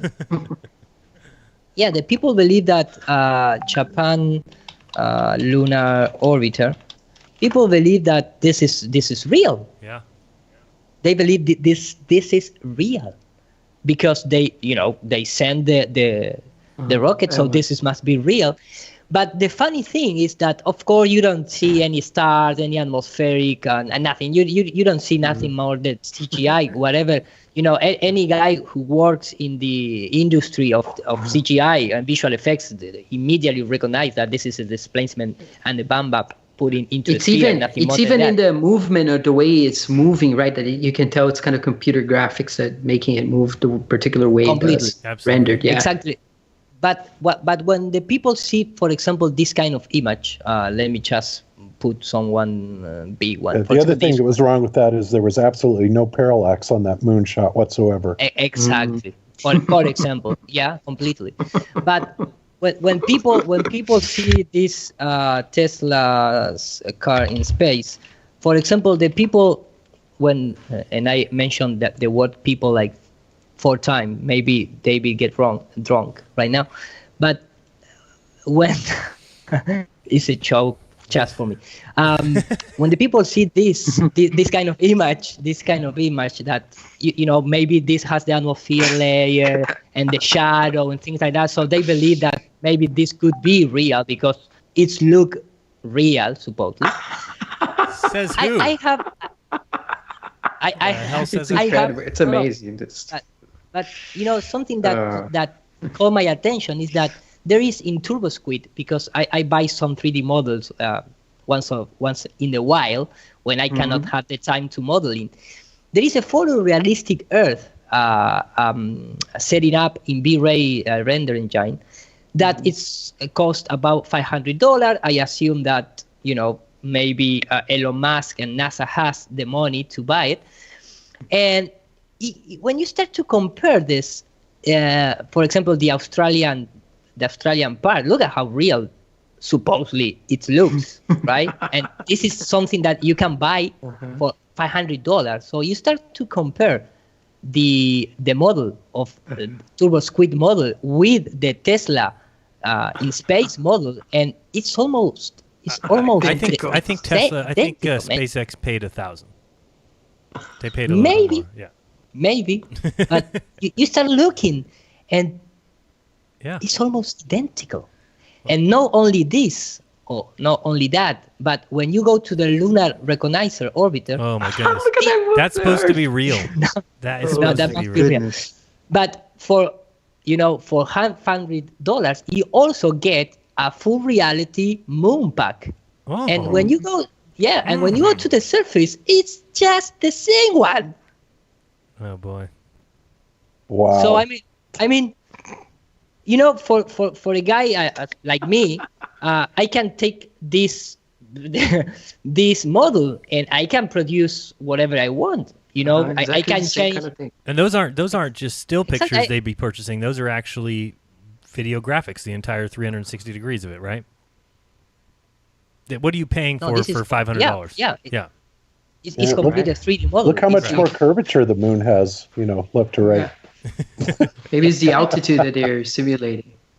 Yeah. Exactly. So you can change the color, you can change the illumination, you can put a camera with 25 lens millimeter or 36 or 18 to give a more wide angle feel. Does it work with a particular program? Is like a plug-in to a particular software that does for 3D? Exactly. Any 3D software can do it. So you plug this into it kind of thing. You buy this and work it out on a different program, right? Mm-hmm. Yeah, because you have it's prepared. If you want to, as you buy it, if you want to just render what you see, you need to have the 3D Max software and V-Ray 2.3 at least. Okay. But the geometry came also in OBJ or FBX, so you can plug into any 3D software in nowadays. So what I'm trying to say is, in fact, I sent it to Sharon a few days ago while I'm researching in the archives of NASA, where I found this, WMAP satellite, the Planck satellite, things like that. I found really interested something that they can, for example, produce and simulate Mars sending pictures, because they have the simulation software to train his employers to create that. For example, this is the Curiosity. It seems like they have this practice since Photoshop, because that came together with some of their updates, that when they create their models for the different planets and different things, they also create either a video game version or some spin-off, some product that gets it to be even more popular among the geeks, because they want to see what they think is that it is, the real deal from NASA. That software is officially approved. It's got real data in it. Like, I can follow it. And so you go and study. Because my idea when I looked at the JAXA stuff when it first started coming out, and I was looking around, I was like, wow, I may see some signs of civilization here. And I started looking around. I was like, no stars. This looks so clean. It moves. And in my mind at the time, I had to try to say, it's some data that they get into a transfer into animation, and it's still real. You get those kinds of, you've been hypnotized by it, and you don't really know. So I remember clearly when I was looking into this JAXA stuff when it first came on. Well, and NASA doesn't have the DMT. It has the DTN. The DTN, So what is DTN? It's, for example, it's NASA Deep Space Flight Simulation Test. disruption tolerant networking. So they put a bunch of Google works on it. So they work all together, like we know, all this nonsense thing via curiosity that's sent to the satellite. The satellite give us all they send the signal in the heliocentric Big Bang universe, all moving, in super speed. It doesn't matter. It's get passed through all the atmosphere layer. Super easy. They can do it all the time. You can do it all the time. Yeah, this is like the architect from the Matrix, man, talking. I mean, who is that guy? Well, the thing is that they train all he performed like theater. What kind of propulsion they say it's using? That's like because he had those little jets. Yeah, he's pushing by Jesuit. Yeah, you can look it in that way. Jesuit faith. Yes, Jesuit propulsion. So you have all the guys training, and for example, this is a simulation that supposedly, we are receiving data from Mars from the Curiosity for the first picture, but this is all a simulation. So here you can send. So when like Geran says always, they receive all this crap from a main central computer, at the next room. Oh yeah. Because they do this first.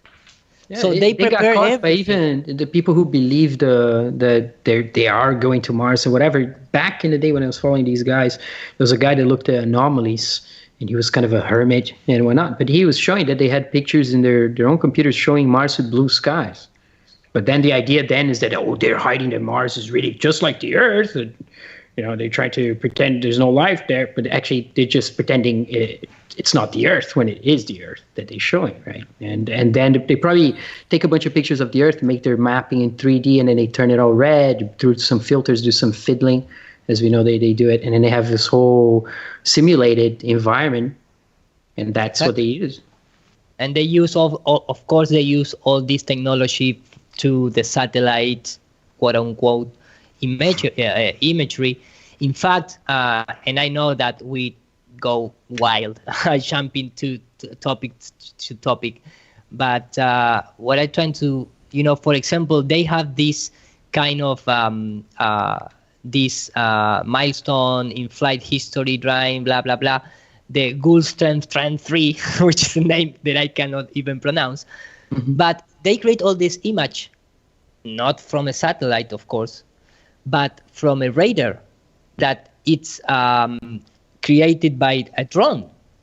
So when you start to compare this, of course, we all know the Bexel camera technology, the aerogrid mapping, but they have also this mixed technology in his own web pages. So one thing I noticed, that jumped to my eyes when I first saw it in Jaron, that it was that some of the surveillance photographs from World War II, from high altitude airplanes, of course, looked like they were so far, really, really high. When you see the stuff from even the ISS, it looks like they're closer, and some other stuff you see from the satellite photographs. I think what gives it away is that it's always straight and flat. You're always seeing things from above. Yes. You don't get this view. Yeah, you don't get this bending. I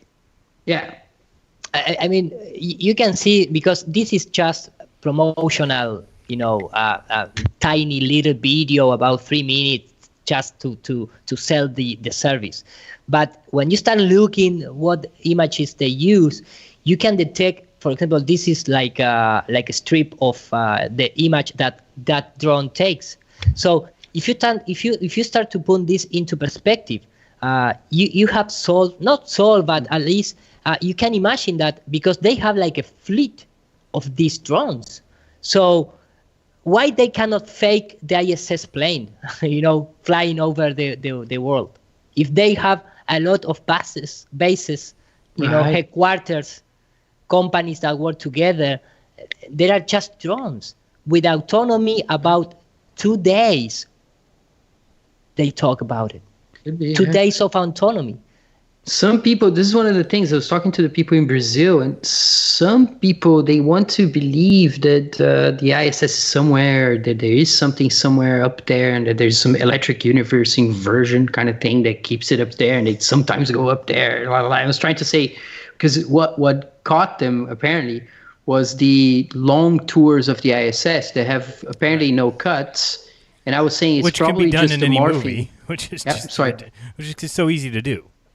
For them, I don't know why people think that if you see no cuts in a video, that it means that there was no cuts. It's not the way movie making works. That you can easily fill in a cut but without the ISS, they really have nothing. Exactly. They need the ISS. I mean, it is their baby. It is everything. It's their proof. Vaughn Felix sent a super chat. Keep up the good work, guys. Thank you very much, Vaughn. I need to run to the restroom. Go ahead, continue. Okay, man. Okay. No, but yeah, Bob's go back, ahead, Bob's Bob, back. please. Oh, okay. I agree. Then the ISS is actually so incredibly easy to, debunk. It's ridiculous, especially when you consider the angular size of it and the speed that it's going, the alleged time that you can see. Well, not alleged. I mean, I've watched it myself. It's visible in the sky for 6 to 8 minutes, which means it's traveling, 2,000 to 3,000 miles, and you're watching it the whole damn time. It's like, where is people's common sense that they don't understand that you cannot see an object the size of a 747, even as high as 25 miles, let alone 250. And when you bring in the idea that you're observing it for well over 2,000 miles as it traverses the sky, and the fact that the ISS, the largest reflective things on the ISS are the solar panels, which are designed to collect light, not reflect it. You take that into consideration also, that it's also supposedly reflecting sunlight down to the Earth. How does it ever get that angle, an acute enough angle to be able to reflect sunlight down here? Gets it every night, Bob. Just have every to look single night. I know it's unbelievable. So easy to debunk, but yeah. And the inconsistencies that you can look into the astronaut hanging on wires inside the ISS. You need to put all together. Of course. I was seeing a video recently that was like some guy, one of these sciencey guys. It's kind of ridiculous. I was going to cover it at some point. But what they were showing is this something happened with spinning bodies, that they're spinning one direction and then they suddenly invert and they continue to spin, but they invert themselves. Like when I was watching that. That was cool. And did you catch? I was sending you some comments on that, Bob. And what's interesting about that is that they claiming it's happening in the ISS, but when they spin the thing and it comes out, you can see that it's moving because it's in a zero gravity plane.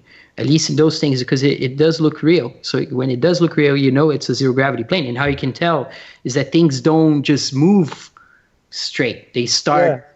Yeah. Yeah, the Smarter Everyday guy actually covered that, and it is an interesting phenomenon. But and supposedly one of the Russian cosmonauts discovered that, right? And they kept it top secret for the longest time. But whatever. Hey guys, I added in Zach, Good Times for All, to this conversation. Hey Zach. Hey, hello, man. Zach. Hey Zach. What's going on, fellas? How you doing, man? Not much. What's up, Zach? Real well. How are you? Loving it out here in Denver, Bob and Cammy's. How we doing, Jaron? Doing good. You? Oh, loving it. Just kind of getting back into the swing of things after Flattoberfest. That was man, that really drains you. Going to those conferences and everything. There's so much energy and you're so hyped. You come home, it's just like you want to sleep for a week. Yeah, because you don't sleep while you're there. That's why.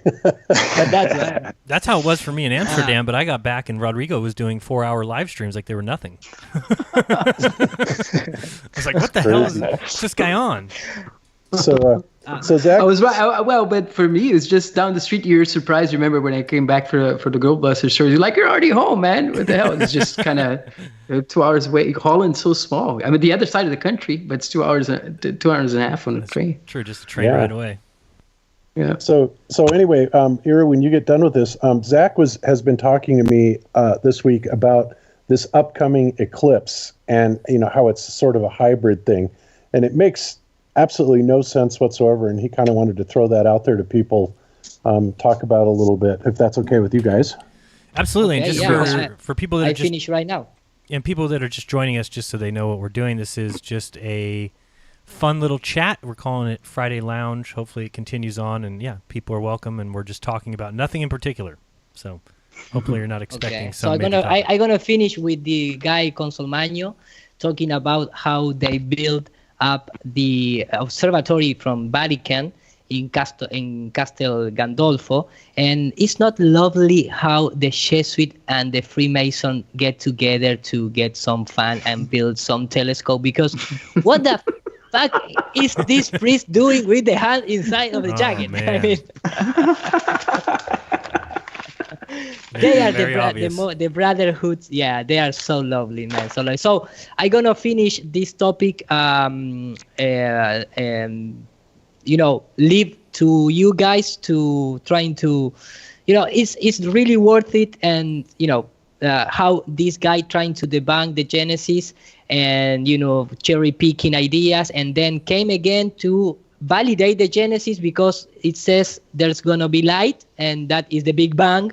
And he disproved Stephen Hawking, but then they bring together again, and he disproved Einstein, but then he, enforced Einstein. So it's that double speaking that they Absolutely. need to get us completely twisted in our head. And anyone who's had a Catholic education, or at least a Jesuit education, knows that is exactly what they do. It's double speak all over the place. And then there is when he finished talking about that the Genesis is not true, spontaneously he needs to touch his nose, and that is the only part of an hour that is during the talk that he touched the nose.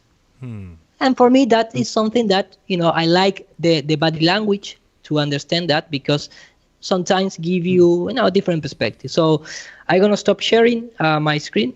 So he does speak in his gestures kind of struck me as very wizard like, like pointing the hands and kind of like he does look like a wizard, and he dresses like one too. Pinocchio. Okay, stop sharing, guys. Okay, Bob, are we going to share something else, or I have the thing? I'm not sharing anything unless Zach has anything. Zach, are you going to present anything? I'm looking for the picture. I wasn't really ready to. I got a picture that'll work. Okay, I'll drop it into the another super Skype. chat from Lumberjack. Thank you so much. He says, shout out to Jaron, Rodrigo, Iru, and Bob. Oh, shoot. Bob is always first. Shout out to Bob, Jaron, Iru, and Rodrigo. So, yeah, here's a image of us at the Salton Sea, and that's Lumberjack right there wearing the Jeranism logo shirt, which is awesome. And You're not seeing anything, John. Not seeing Oh, anything, you want to dude. share? I'm sorry, I didn't share screens. Let me share with you. Oh. There we go. There we go. So, and me wearing my very limited edition NASA going nowhere since 1958. NASA is now like watching me like a hawk, because I had another shirt called NASA Sucks on my Teespring, and they removed that one due to copyright as well. Oh, man. Huh? Can't Really? use. I thought they didn't have copyright for anything. Now, I guess with their logo, well, they have permission to say when you can use it and when you can't. And even though I changed the logo in the second edition to have the N and the A not connected, I'm sorry, the A and the S not connected, so that it wasn't exactly like their logo, they still were able to block that one. So, and you can see Wendell off to the left there. That's Wendell. So, anyway, thank you very much, Lumberjack, for the super chat. And you said there's a picture I'm going to show or something? Let me see here. Yeah, he dropped it in the chat. Let me find it. Okay, so bring this up. Yep. Okay, it is up. All right. Have you ever heard of a hybrid eclipse before? Hybrid eclipse. I can't say I have. Okay, this one, it's been driving me crazy. It starts off, as you can see up there, by that green line at the top where it says Antumbra. I guess as the shadow lines overlaps, they'll create a smaller shadow, a lighter shadow. That's what's supposed to be happening when it creates the ring of fire. The annual eclipse. Okay, because you mean sometimes it's too far away, sometimes it's closer? Is that what you mean? Yeah, that's what they're saying. But in a hybrid eclipse, it actually goes to a annual eclipse with the ring of fire around it, and then goes to a full eclipse, and then goes back to an annular at the end of it. These are rare. These are real rare. There's going to be one in 2023, and then the next one after that is until 2049. But if it does this, like they say it does, wouldn't the shadow have to change size on the Earth? Yeah, you would think, because they would be connecting together. It would always be morphing, you would think. Yeah, I don't even know if this would be possible. I was going to ask maybe Karen B or one of them to maybe 3D model it just to see if, because I mean, the moon, in the way they have it, it looks like it changes distance to the Earth. Right. Yeah. Yeah, you'd think it would have to, which is why. Well, it has to continuously accelerate and decelerate to keep up with it as well as it goes around the sun. It's one of the things they don't talk about, but it's pretty elementary. And you see one thing that's interesting as well that I think I sent to Bob as well. It's how basically they abolished that in the same video. He says he explains the turnaround spin that we're talking about through centrifugal forces, but then he says, well, we need to ignore centrifugal forces because they don't fit the ball, right? They don't fit the ball. You have to have them. You don't. They just magically make it disappear, even though you can show it with anything that spins as a centrifugal force. And like I said, their stupid gravity simulator is a centrifuge. Right. Yeah. Well, it's amazing. The other thing they also say is, they talk about linear motion versus angular motion, and they treat everything in the universe. It doesn't matter if it's the spinning of the Earth or the Earth going around the sun, we've all seen the vortex model or the sun going around the Milky Way, yada, yada, yada. All of those are angular motions, not to mention the fact that it's not a perfect circle. There is it's more of an ellipsoid, and, there's definitely multiple different angles, right? So we are constantly under a angular changing, right? Supposed to be changing all the time and spiraling and and they say, well, they've actually had the audacity to say, well, if you're just going around a circle, you would never feel it. It's like, that's like saying if you're on the outside of a merry-go-round, you wouldn't feel that angular acceleration. It is not a linear acceleration, That's as he demonstrated, I don't know if it was upon the plane or your presentation that actually, as you make that merry-go-round bigger and bigger, people should just be just thrown off the surface, right? Right, because the edge velocity. Yeah, the edge velocity gets much, much higher. It gets probably exponentially higher. That was Dave, somehow. Allegedly Dave's presentation, I think. Allegedly Dave's, yeah. Yeah, and then they had also I mirrored the guy's video. That guy in the train. The guy with the train, exactly. Oh, come on, I can't believe I forgot who that was. Anyway, somebody in the chat will know who it was. But yeah, I mean, he did a beautiful demonstration about all these different angle changes and velocities that we should be undergoing, and with those accelerations, we should literally be crushed. Right? Because it's the vector math is what you actually have to be looking at. So because you have to factor in that velocity of the galaxy, which is like 1 million kilometers an hour in some direction, over 1 million. Well, it's 1.3 million miles per hour, which is over 2 million kilometers per hour. Right. So, they always forget that, like the detail. Yeah, well, in that, and they also try to explain, it's like, I've asked the question a million times before. It's like, how in the world, when something gets out of, leaves Earth's gravitational influence, and, how do we keep from getting left behind? And of course, the stupid, and I mean stupid baller answer is, well, it's all in the same frame of reference. And it's like, right. The frame of reference is a conceptual thing, man. Right, that's their answer for everything. Yeah, ridiculous as it may be, but yeah. They don't recognize how the frame of reference contradicts their own doctrine of the Coriolis effect or whatever it is, right? That's one of the things we've been pointing out. They don't go together. They shouldn't possibly go together in the same world, but then for them, many magic things happen. That's right. It was Chris UK. I'm sorry, Chris UK. I can't believe I had a brain cramp. I'm getting old. That's what happens when you get old. But I put that video up on Globebusters, and I mean, what a dramatic point. And of course, he had all the physics, backed up, college lectures on the subject and everything. And it is absolutely undeniable that we should be feeling this. And even if we were, somehow so, obtuse that we couldn't possibly feel that, why is it that, our accelerometers, which, essentially can measure a gnat farting, right, for acceleration. Why can't they pick it up? It's just absurd. So, but I know we're kind of getting away from the subject of the eclipse, but it's just, the whole thing just becomes so absurd. No, but what Zach was pointing out, it's clear here in their little diagram, and they always give you cartoons. But in that one, the moon seems to be just getting more distant, right? Yeah. It doesn't even have to make sense, I guess. Whatever they just, I guess it's not supposed to make sense. Yeah, even if they can mathematically make it somehow work to where it would happen this way, I mean, we could measure the shadow and see if we can measure the shadow. I'm trying to work on a way to do that right now. We got a few years, so. And the thing that really disconnects us from reality is, of course, the umbra of these, like of the 2017 eclipse is the 70 miles. And if you were to turn that around, because the Earth is supposedly like 3.6 times larger than the moon, if you turn that around, that means that, theoretically there should be about a 260-mile shadow cast upon the moon. But in reality, what they're telling us anyway is that it's 2.6 Earth diameters, 2.6 moon diameters, or 6,000 or 7,000 miles. It's ridiculous how much bigger it is. I mean, it's a complete disconnect on this. And the other thing we were talking about today. So what you're saying is that you can work the shadow, try sort of like backward to try to see what kind of object and how distance it would be to cast that shadow.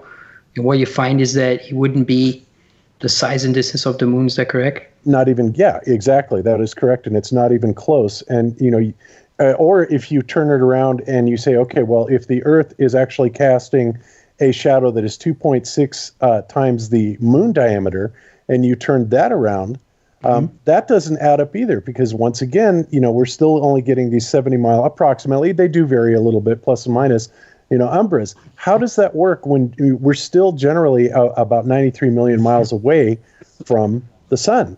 It's a complete disconnect in logic, and that's one thing that really blows me away. And the other thing is, like, when an eclipse happens, when we were out there in Alliance and we were observing this, I mean, it didn't even start getting dark at all until it was like in excess of like 95% of totality, right? Wow. And it was absolutely amazing. It suddenly, it just wham, all of a sudden went into totality. You saw the ring of fire, the diamond ring effect, and, it was beautiful and everything. And that's when it got dark and the stars came out and everything. But, even people that were close to Alliance in the, 90% zone, they did not really see any substantial darkening of the sunlight. Of course, I've always said that you cannot have a single point of light like the sun that lights up the world the way that it does. I mean, obviously, there's got to be, the fluorescence of the sky, which they describe as scattering, in the heliocentric model. But in the flat Earth model, I think it's more akin to the electric field of the sun that is illuminating the noble gases, right? That makes a whole lot more sense to me, and you can replicate it in a lab. So that's the interesting thing about it, is it almost seemed like it didn't matter that 90% of the sun was covered. It was still broad daylight in almost everywhere, around. So the whole mechanics of these eclipses just don't make any sense whatsoever for the model we're presented. Well, gentlemen, I'm going to have to get going here. I got Iron Realm here in about a half hour. So I'm going to go do the pre-show with them. But thank you guys so much. Tell the guys hello from all of us. Will do. Yeah, they're having Chris and Harry on tonight talking about a test that they want to set up. Kind of like a mechanical type fog. It's almost like a giant. I don't know. It's going to be neat. Interesting. They're explaining it. Yeah. So stop on by. But right. Thanks, Jaron. Iru. Thanks, Zach. Coming. All right, Rodrigo, Bob. Thank you, man. Love you Thank guys. you. Yep. It's always a pleasure, and I will see you guys in Dallas. All right, see you there. All right, see you, Zach. That's coming up quick, isn't it? Yeah, it is. It's like something like 25 days or something like that. It's less really than that. Up quick. I think it's a lot less than that. Ido, you're gonna make the presentation for the Brazilian conference, right? Yeah. 20 days. Yeah. 20 days. Yeah. 20 days. Yeah. I have your video that you sent me via WeTransfer. I don't know if you want to talk about it, or I don't Those know two how- videos, I mean, I don't know. There's one is just Neil deGrasse Tyson, something I showed before. It's not really kind of on the. I'd rather, if you guys have something to say about Mike Wilkerson's work, I'm just very curious to hear, because either this is, a blunder, a crazy blunder, or is worthy of a Nobel Prize or more, because it seems to be kind of revolutionary what he has done. And I know Bob, I don't know, do you know him? Jared? Yeah, absolutely. And have you seen his latest video on the hearts, on the petrify hearts? Yeah, well, not the very latest one. Actually, I need to watch that because I know he just released it. But the one I found very interesting before is, and first of all, if you guys are not familiar with this guy, his YouTube name is Stellium7. And the link is on the chat here, Jen, okay. if you'd like to show it. And are you sharing, you mean? In our chat, there, it's just right there on top. If you go up a little bit from the latest not in chat, in Skype. Sorry. Oh, you mean a link to his video? Yeah. Yeah. To his channel.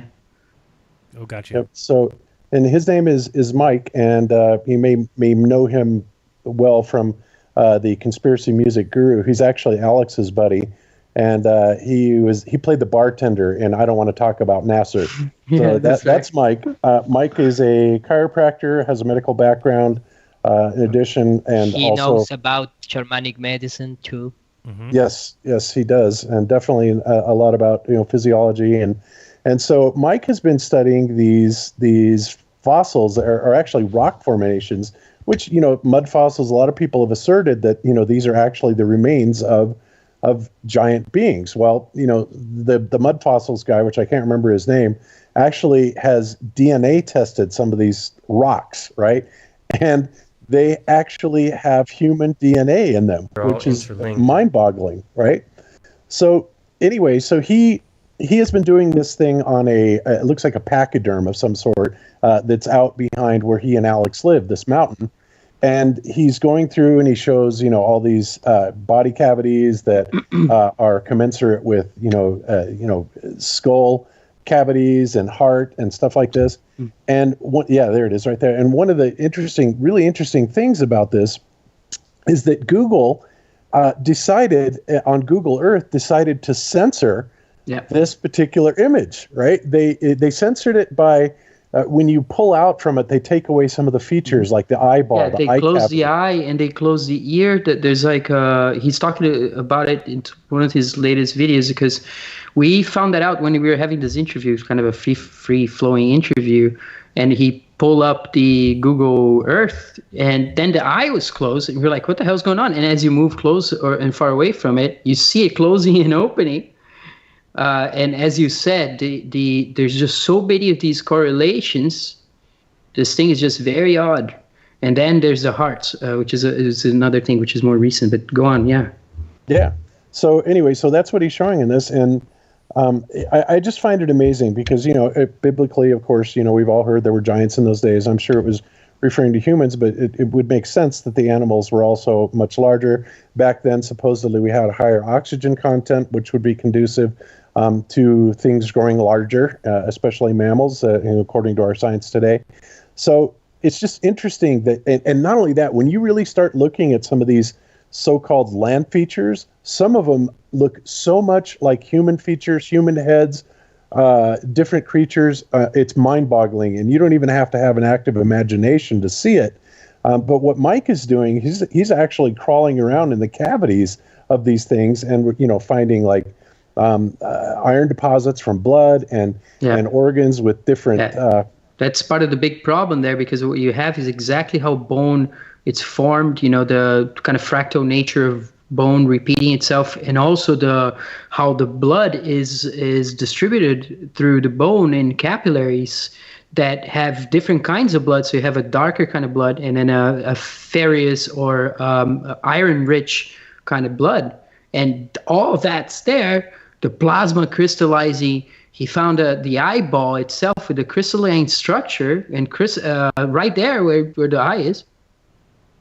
So, and with the hearts, what he's finding is that so many of these stones have the exact same features, the exact same holes that fit exactly the position of the arteries. And in some of them, he goes into it, And they have, when you break it as well, and inside the holes, they have structures that are very, very similar to hearts that have been petrified.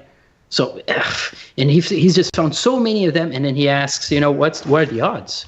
Yeah, and like I said, the mud fossils guy, I forgot his name, but he actually had some of these things DNA tested, and they did have a DNA to them, and some of it was actually human, which is just over the top, unbelievable, right?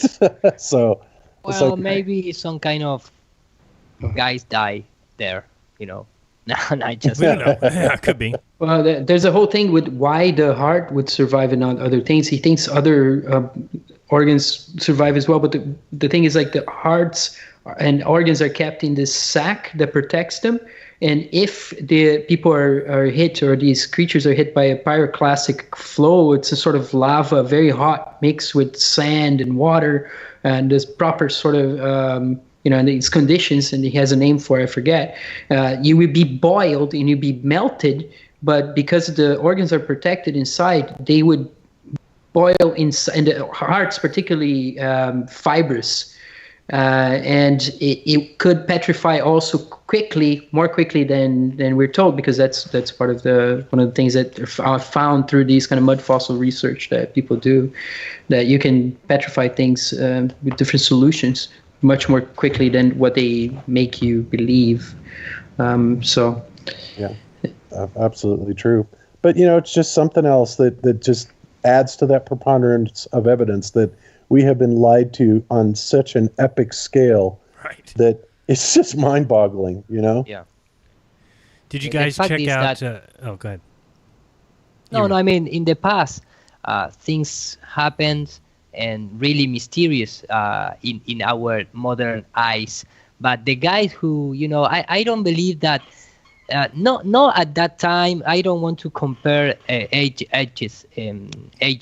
But what I'm trying to say is, the humans use, real life events to create stories and pictures and drawings and things like that. So I don't believe that, we are just in a linear way that this thing about that, like, okay, after Babylon, after right, this is progressive, Sumeria, like one after the other, getting better and better. And better. Exactly. Like, I mean, where is the time where the humans, push each other from the heads? I mean, le tiran de los pelos a la mujer. How can you say that in English? Right. Finally, the cavern. Going out of the cave in a technology, right? In technology, I mean, before Sumeria, before where is the humanity? I mean, we are is prehistoric guys. Well, the yelling thing, at each other, and suddenly, wow, the modern, not the modern, the buildings that we are not able to construct today. Where is the transition? In the mainstream history, they have, at least in anthropology, there's a black sort of hole, I guess you could say, in the knowledge that goes down to 45,000. They claim 45,000, 50,000 years ago, when they start having these cave paintings, and so people are living during the so-called Dark Ages, and there is no, for them, at least in the mainstream history, no indication that there were civilizations around. Whereas, like, many peoples are telling stories are more cyclical, things get destroyed and rebuilt, and so you can have many layers of these things. But their story is really sort of progressive story that goes from A to B, and it grows. But what they also say, and what we know, is that the paintings that we have from 56,000 years ago, they claim, from these caves that got uncovered, are very modern. And it would require humans with the same kind of capacity, imagination that we have to come up with those things. Very technically drawn, incredible, in France, some of them, right, that have been documented. So, this idea, also the mathematics, is one of the things I wanted to discuss as well, get Bob's opinion, you guys' opinion. that we are, supposed to hypnotized by these numbers, right? We get these 666 or whatever, 33 and whatever. These are Arabic numbers. They're Arabic numbers, and they're, therefore arbitrary. And the Mayans had a different system. They don't use numbers. They don't write them the way we do. They wouldn't have. So how is it that worked? Those are symbols that became then linked to this notion of truth or some sort of reality that's part of their bamboozle, or reducing everything to a mathematical formula. But they happen to be just these arbitrary numbers from one culture that turn out to be useful for making some calculations, a language, literally. And but then it is somehow given as a universal language, but it is really, we know the history of it as being, a non-universal thing. And, you should be taught as a child to come up with your own mathematical systems. You want base 12, base 15, base whatever, Why do you think in those terms? Why do we think in terms of 15 and 10 and 11s and so on? Yeah, they like to say it's because of our fingers. Right. But yes. We use multiple different numbering systems. Computers use binary, octal, hexadecimal, decimal. The Mayans used a base 20 system, and quantum now. Yeah, quantum computer with the. Yeah, and also one other thing that I wanted to mention, and I know Ben's going to talk about this on Sunday, but we were all familiar with the NASA video, or the NASA picture of Earth that has sex written in the clouds, right? Mm-hmm. Yes. Well, if you turn that around, sex becomes XES. And XES is 666 written in Greek numerals. Nice. So isn't that interesting, right? Maybe that's what they were trying to say. Maybe they weren't trying to say sex, but they were trying to say XES 666 and put that right on the picture. Could no, of course. And also, for example, our not just number in terms of mathematical, calculation, but for example, in terms of the time, we use 60 minutes, 60 seconds, and 24 hours. 2 plus 4 is 62, for example. Mm-hmm. And you have the name hour that refer to Horus. And exactly. But thanks, and the phrase is, thanks God, we live in a world without symbolism. How pronounce laico in laico, English? Yeah. Mm-hmm. How is it secular. Secular. Thanks God, we live in a secular world. That is the, the idea. Mm-hmm. Bob, what's your opinion on quantum computers? Do you think that that's on its way? And I don't know. I've read a lot of things that says if that's true, that cryptocurrency would be obsolete. Yeah, it would be, because they would literally be able to decode, no matter what the hash was, they would be able to decode it in almost no time at all. Yeah, you could basically empty any wallet in a nanosecond, really. Yeah, but, and they say that these things are in existence, but the way that they are said to work, borders on the Twilight Zone. Right, that's the thing. To be honest, they basically say they're reaching out into the ether and grabbing the it's like nonsense when you start reading about it. Oh, yeah, man. Have you read some of the stuff? From demons, you can invoke demons, and you can do that, and you can do this. Into the realm of probabilities. Yeah. I mean, it literally is something like straight out of the Twilight Zone, and it's not like I don't believe the ether exists, because I absolutely do. In fact, that's one of the things we're going to be covering is some new information that so wait, the quantum computer then assumes an ether? Well, no, ether they don't call it that. Yeah, it's not our. They call it a quantum field. Let's put it there. Exactly. Yeah. Okay. Yes. Mm-hmm. Yeah. So, but I mean, honestly, the way they say it works, I mean, it's so fast that it literally almost bypasses time. Excuse me, and looks into the future for possibilities. I mean, literally, it's crazy. Yeah, but you know what? And this is my opinion, just because I am not an expert in this field. Sorry, I believe someone is talking. No one's talking. Okay, sorry. But I follow a guy. Maybe you guys know him. It's called Deep Thought Radio.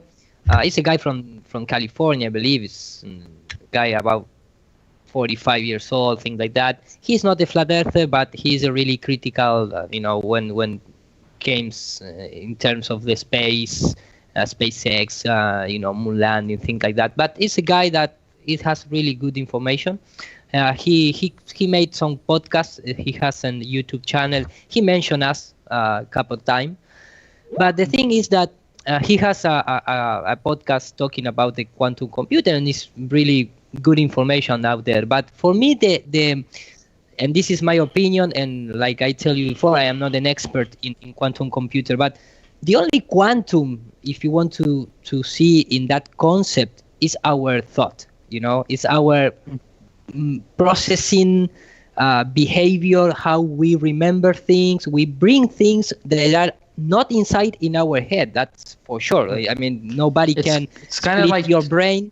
And Talbot's book, that one with the holographic universe kind of thing, Yes. right? You're talking about. That's kind of how the quantum stuff comes across. It's kind of ghost in the machine thought. Yes, kind of but idea. we are like a ghost in the machine because we have this kind of organs that are fluffy and no mechanical parts, no mechanical in terms of, what we understand as mechanical. They trying to say like, okay, the humans are biological robots or biological machines. No, I don't think we are machines at all. Yeah, that's the transhumanist don't ruse, trying to right? bring that concept to Right. compare The with idea- it. Exactly. So Right. we really are like, quantum. If you want to see in that way, I don't share that terminology, but you try to understand what I'm saying. But in terms of computer, for me, it's that like they trying to create this concept to bring all this new age together, but you are still operating, with mechanical parts and material parts. You are not bringing nothing from the Cartesian paradigm.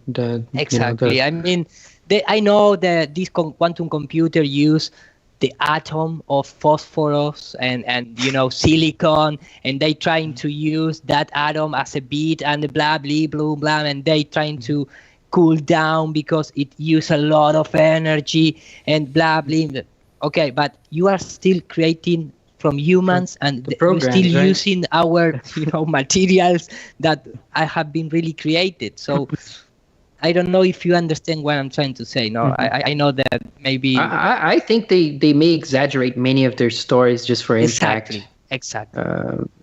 The think AI, it's new especially idea. the AI, obviously we know that it's just corrupt algorithms and morons writing dumb code because they're dirty and they're lying about people and coming after people. So I mean, people who are liars writing algorithms, it's going to come across. It's going to come after. They're hurting themselves. So what we know that the universe doesn't.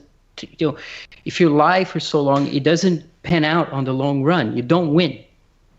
Right. Right. That's why they have to consult that Jesuit priest guide, to come up with a good story. Exactly. Exactly, man.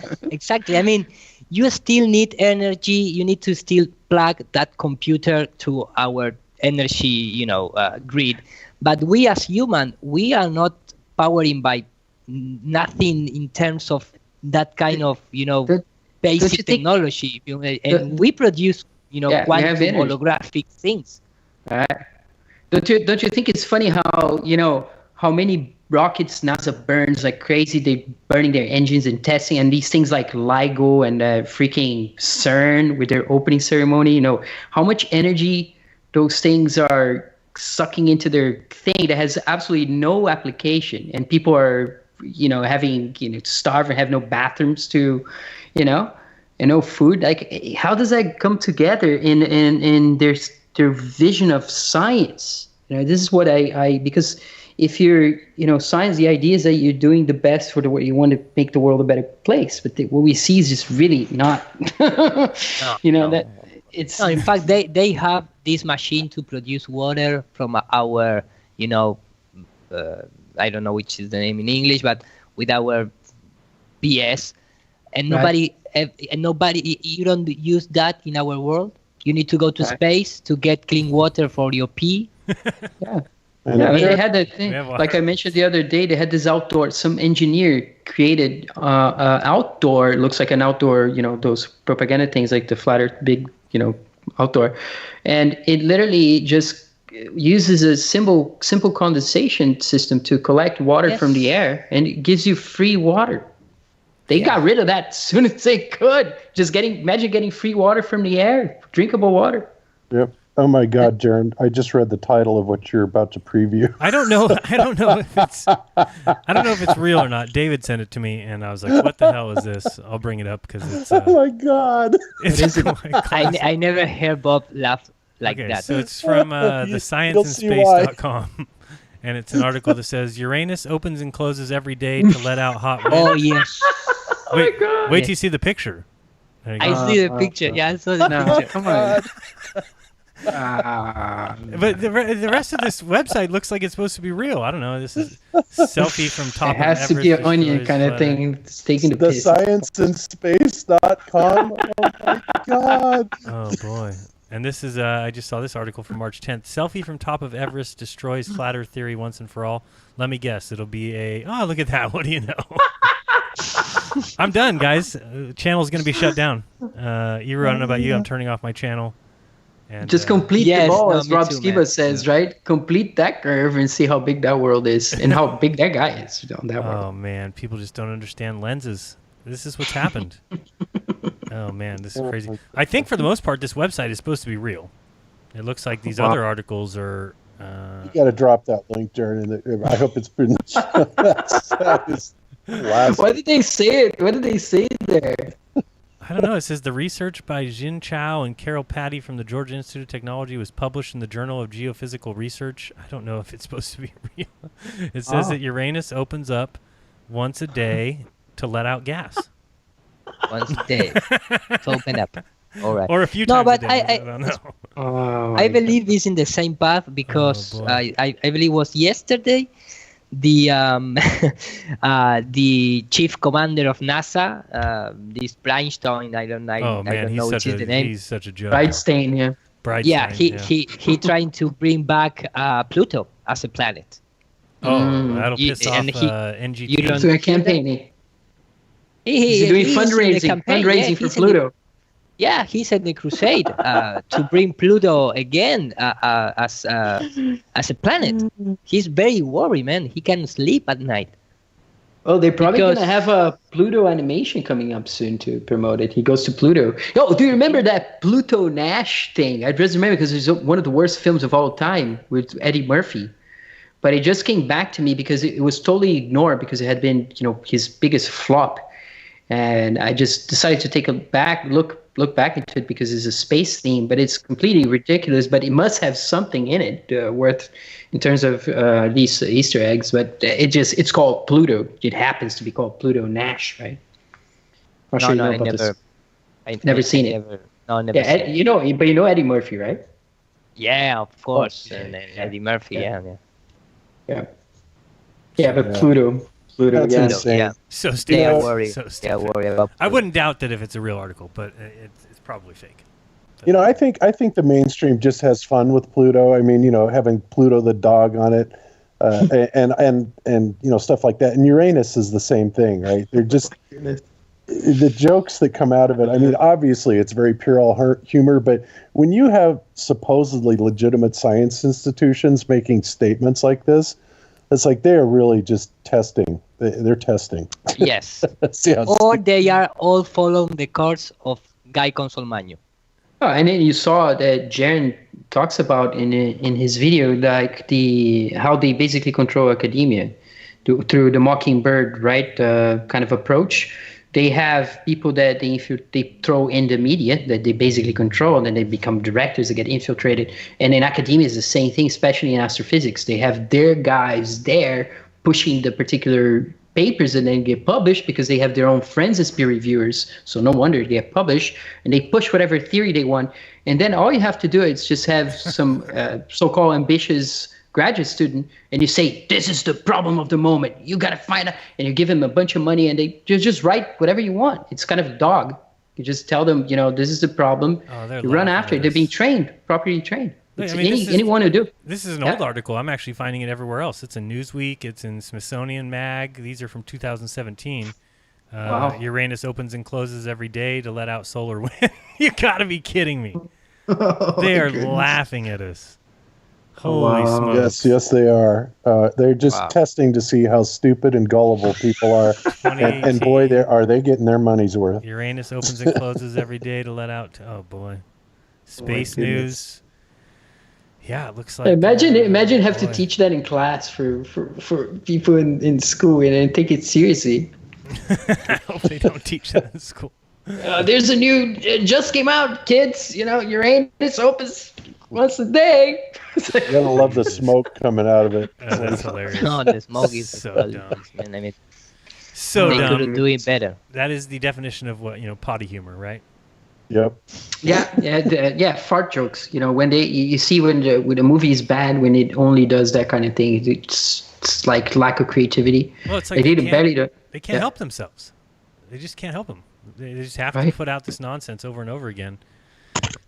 Did you guys see the video that Mitchell from Australia did? Why objects disappear bottom up? Yeah, it's great. Yes. Yeah, I thought that was really good. I could show that. And then Iro, I also have. I don't know if I have it ready. Yes, my note view it animation that you're as a Patreon pay for it. Thank you very much. Yes, I got my money's worth. And thank you to Lumber. He came a Patreon of mine, so thank you, man, for the support. I really appreciate it. Yeah, because when we see this video, the first thing I was thinking, like everybody else does, is that camera seems like it could be below the surface. Exactly, the table. Right, but then he proves that it's not. And from there, I don't know what else people need to see so that they start recognizing what's going on in the world and how so easily it would be changed to, that's going over a curve.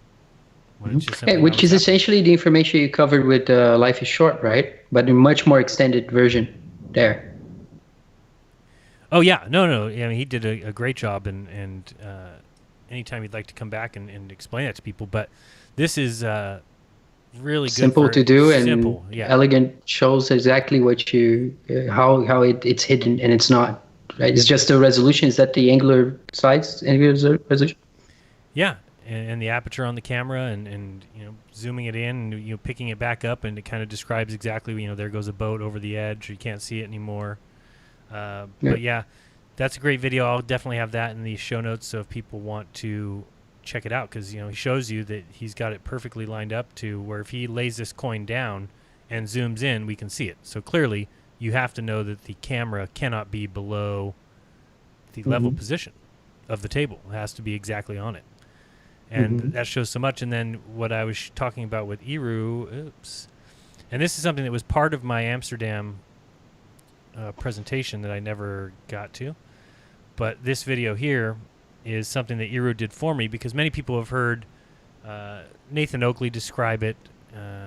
Basically, if you have a brick, because again, it comes down to things disappearing from the bottom up. And Iru designed for me what do you have? Basically, an atmospheric positioning and a geometric, right? Yes, because along the way, anytime that I saw guys that bring 3D software to trying to support the heliocentric model in terms of the long distance observation, they never produce the atmosphere layer, so they just operated in the geometrical perfect vacuum orthographic world. So they only process the perspective in terms of how the camera is working in the 3D software, but they never bring this atmospheric layer. So if you don't simulate the atmospheric layer, you're never gonna match the observation in reality. Yeah, get that fake orthographic view, right? Exactly. At the very beginning of Flat Earth, one of those first people that tried to debunk it, they were saying, the sun was high and it would never set nowhere. Like that's kind of what they're still running with till now. Some people. Yes, and I made a lot of simulation for explaining the observation along the sun, why it's appeared to go down, and I presented in the first Flat Earth International Conference in North Carolina, and then we need to do that England. Again. We need to do that again, because I get a lot of people that ask. I really love it, man. I really love. Is that the one that you have the kind topic. of? You've got the one with the dome atmosphere, and we move the sun around. Yes. Yeah. See, a lot of people have asked. And I made new ones. That's the one I showed in Amsterdam, if you guys remember, just a little bit, because it was. We have a long conversation that he showed me, went through that. So, yeah. But I get a lot of It's people asking me which Globebusters that was on or which video of mine it was on, and then I go looking and I can never find. You want to do it? No. You want to do it this Sunday? Ira? Should do one that's focused on it. Yeah. Of course. Globebuster, it has that kind of concept about Las Vegas. What is happening in Globebuster, it just It stays keeping in Globebuster, and nobody can find it anymore. No, I know it's kind of hard. I can never find when I have to go look at old shows. I'm like, holy smokes! 7 Days Through Thicker. That is the only guy that can found our topics. He's the only one. Our conversation. Yeah. Other than that, I'm like, these jackasses are talking for 3.5 hours. How am I supposed to find them? And then I realize it's us. And no, okay. So we'll do that on Sunday then for sure, guys. We'll have Iro present that because that is good. That was really good. Yeah, so here he made a brick, and Iro, you can tell people about what you're doing here, but basically then you put a human so we can see from this first person's perspective a brick, basically a brick size. He puts the camera level with the ground. You can go ahead from there if you want. Yes, I trying to remember, and I remember that I make it a little long because I never knew like this was for the conference and you need a short version. But what I basically did was like I put a camera onto a ground level. I create one block brick, and then I put in what is called a cloner, just for creating like an array of bricks. And what you are looking there is just me setting up this brick wall, but in geometrical ideal world. I am not processing any kind of atmospheric distortion or compensation, nothing like that. Just setting up that brick wall. Because I'm working in this viewport standard visualization, what you see is what you get, because you are not processing anything, in terms of refraction.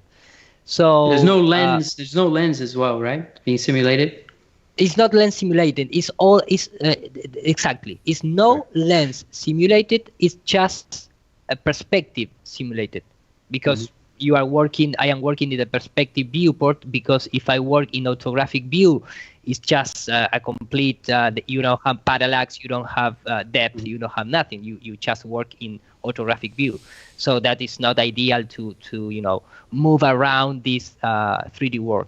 So I created and I'm start rendering right there without any atmospheric conditions. So what you see is what you get in terms of the viewport and the camera. So then I put this atmospheric personal dome, which is something that you can observe in reality. And I apply a glass material with a little, really tiny index of refraction, just to compensate what we see in real life. The thing is that we're never going to simulate in terms of plugging numbers, putting numbers in computer as we are in real life. So you need to just exaggerate the numbers, because if not, you need to create like, 20 kilometers a scenario, and you are not going to process that, and you are not going to render that, okay? So you're trying to exaggerate what you're going to find in terms of real scale, just in a small space, because you are running out of memory if you're trying to do in super real life scale. But when I look in there, I put a comparison side by side. So the side of the right is without the refraction compensation, and the one of the left is with the refraction compensation. So if you apply real world scenarios behavior, you're going to lose your object, not because there is a curve, but because you're going to compress the image via of the angle of attack, and all these things that we heard before in so many YouTube channel, like the I forget debates. the name of the debates. The guy, Flat Earth debates. The guy, Flat Earth debate, exactly. Nathan Oakley. So there you have, for example, refraction plus geometry. You immediately start to see how the brick walls start to disappear in comparison with only geometry, which we not live in the world with only geometry. We have air, we have light behave through a medium. It's one of the things that those guys, they claim they're scientists, like the astrophysicists against Kelly. And they say, I should be seeing, they always say that I should be seeing New York or London from New York or Paris or whatever, right? The Eiffel Tower. It's always just ignored. It's basic. I ever heard. It's the most stupid thing. I know, thing. but how do they do that all the time after 4 years? The guys use the example as why I can see from New York to Spain. Because of all, Portugal is first. Right. So that was my answer. If I be there, I slap in the head and say, because Portugal is first, you're gonna see Portugal. Right. Because you don't need to lose time with that, guys. No, I know, but even what strikes me is that some people, they propose themselves to come out and debate others. And that's what they bring to the table. And they call themselves scientists and they talk about evidence and stuff. So this is what I'm saying. It's pathetic in a level. It's kind of sad in another level. It's the kind of thing, it inspires some sort of pity because it's been 5 years, guys. Come up with something a little better at least. Come on. They move the goalposts. They can't. It's the same arguments all the time. It's the same top 10 reasons we know that the Earth's a globe that they've been using forever, and none of them actually work out. But what we're showing here is if you just picture here the only geometry, even with the only geometry, it eventually disappears.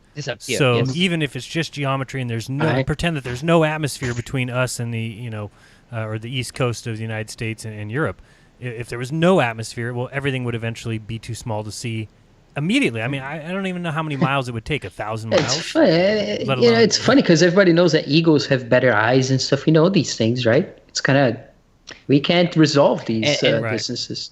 No. And and then when you add your refraction. Let me just clarify. Yeah, go ahead. Yeah. No, I just clarify because I don't know if in this video I created the sorry for the noise from the street. I don't know if in this video I create the bottom from bottom to the top. Right now it's disappearing. It's compressed top to bottom, but that is because the way you need to you need to compare with real life scenario where in the ground to the ground, because the angle of attack is more narrow, and you also have more not warm, but it's like how the light behave at that narrow angles. Right. You're gonna have you did this show distortion. That's kind of the point was that we started with one brick, and if anybody can imagine remember this is a completely flat plane. There's no curve here, even though a glober would see this and say this is curved. But it's completely flat. It's completely level. And if we put one brick there and we continued to move it back away from us, well, eventually that brick would be too small to see. And if you then lined up 10 bricks in a row and started pulling those away, eventually those bricks would be too far away and too small to see. And then also they're getting the reduced angle because they're against that ground. They're against the plank here. And if I change or I add more layers of refraction, it's going to disappear, not just from the bottom from top, but it's going to compress. Right. It's going to compress top from bottom and bottom from top. It's much more you're extreme. You're going to have this squish image that you start losing the angular resolution in terms of this zero angle. You can see that in any boat going out to the ocean, which is incredible, because if there was somewhere that was like water that was flat, you'd see it even better, because water has got all the the dirty air right above it, and things kind of go into that mirage layer. But you can see it with the boats, that everything in the distance is just a compressed image of the same thing. Completely. Yeah. No, and you can simulate it. Even the horizon goes lower, right? It appears to be lower because of the way the distortion happens at that compression zone at the horizon, right? Yes. Sure, could be. Yeah. I mean, to me, the horizon is it's an apparent position anyway. Of course, they want to tell you it's the leading edge of a sphere, but it's just the conceptual idea or a apparent position of where the sky meets the ground. And the effects of the atmosphere, kind of like that time lapse that they show of that bay, that is the conditions are changing throughout the day, and things are getting distorted in the distance. They're growing, they're shrinking, right, throughout the day. So, I mean, that proves just what you're saying, Jaron, that it's always something else than you're actually seeing. I mean, I guess you can be sure only about the things that are very close to you, but as soon as they start getting far in the distance, I've seen things in the distance that I just walking a long time, and I thought it was one thing, and it turned out to be something completely different, right? Just how that distortion happens at the horizon. You can see that all the time. Yeah, of course. I mean, nobody repaired on that before became a flat earther or a heliocentric, guy which need to defend the position. But we experience that all the time. The first thing when I start looking into refraction is that mirage behavior when you are driving your car and see these water effects in the street and produced by the heat, but you never trying to link that to a flat earth or to a curved horizon, because you never experience, you never question that, never ever. Yeah, I remember I mentioned that before when going to the Grand Canyon and just on the way there from going from Arizona to north, and that they say as well that you can see the rim the other side in Utah. There's one point, this particularly high point, that you can see so far. And I remember for me, I never forgot when I first saw it, I was like, whoa, wait, this is just way too far. And so I wonder if people go back there. I wonder what's the size of the gap between Utah and Arizona there, because they tell you can see the rim on the other side, right? And that should be hidden by the curvature as well. But you never think in that terms. No, you never trying to compare. I guess how much you need to see and how is it going to be the curve and blah blah blah. You never. Yeah, no. Before this topic, you never. But you know what? Like it's kind of like that thing that Jaron said that some people came after him for saying that. He said, everybody's a flat earther, but doesn't know about it. It's kind of like.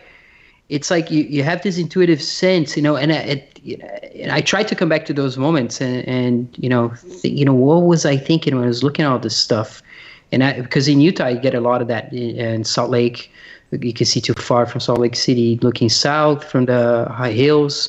In Canyonlands and the Arches National Park, when you go to a place called the Delicate Arch, which is this really strange place, you should take a look.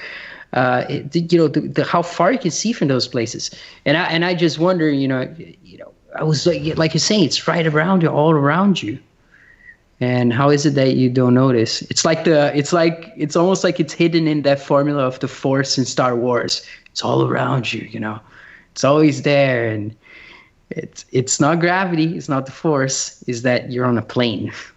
It's like whoa. But yeah. Crazy. Hey, I wanted to give a shout out to Zoom Truth. A lot of people don't know about his People Finder app that he has recently redone, and he asked us to kind of shout that out and let people know that apparently they redid it, and I guess they didn't get all the people transferred over, or were unable to, or something like that.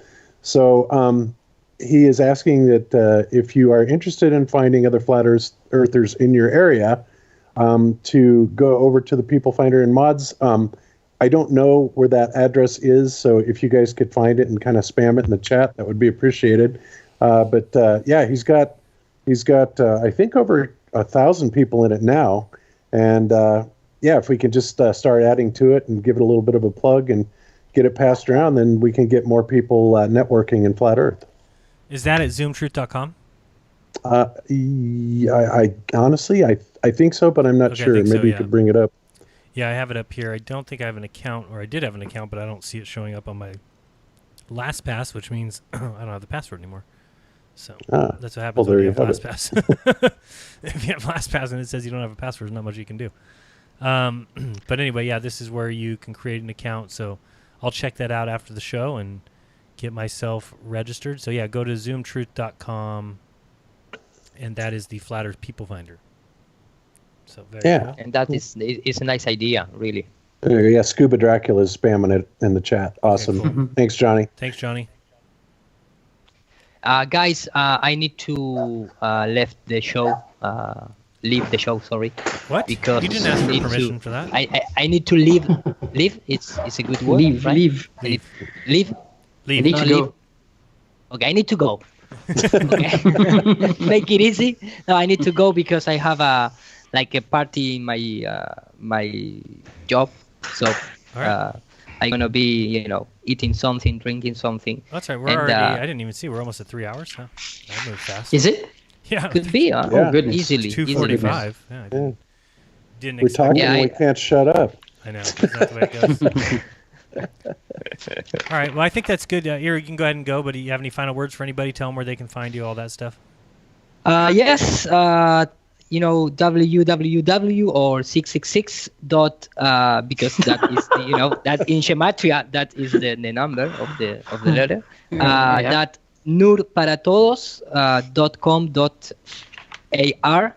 That is my official webpage. But if you can support me on Patreon, I have my Patreon account, Patreon/nurparatodos.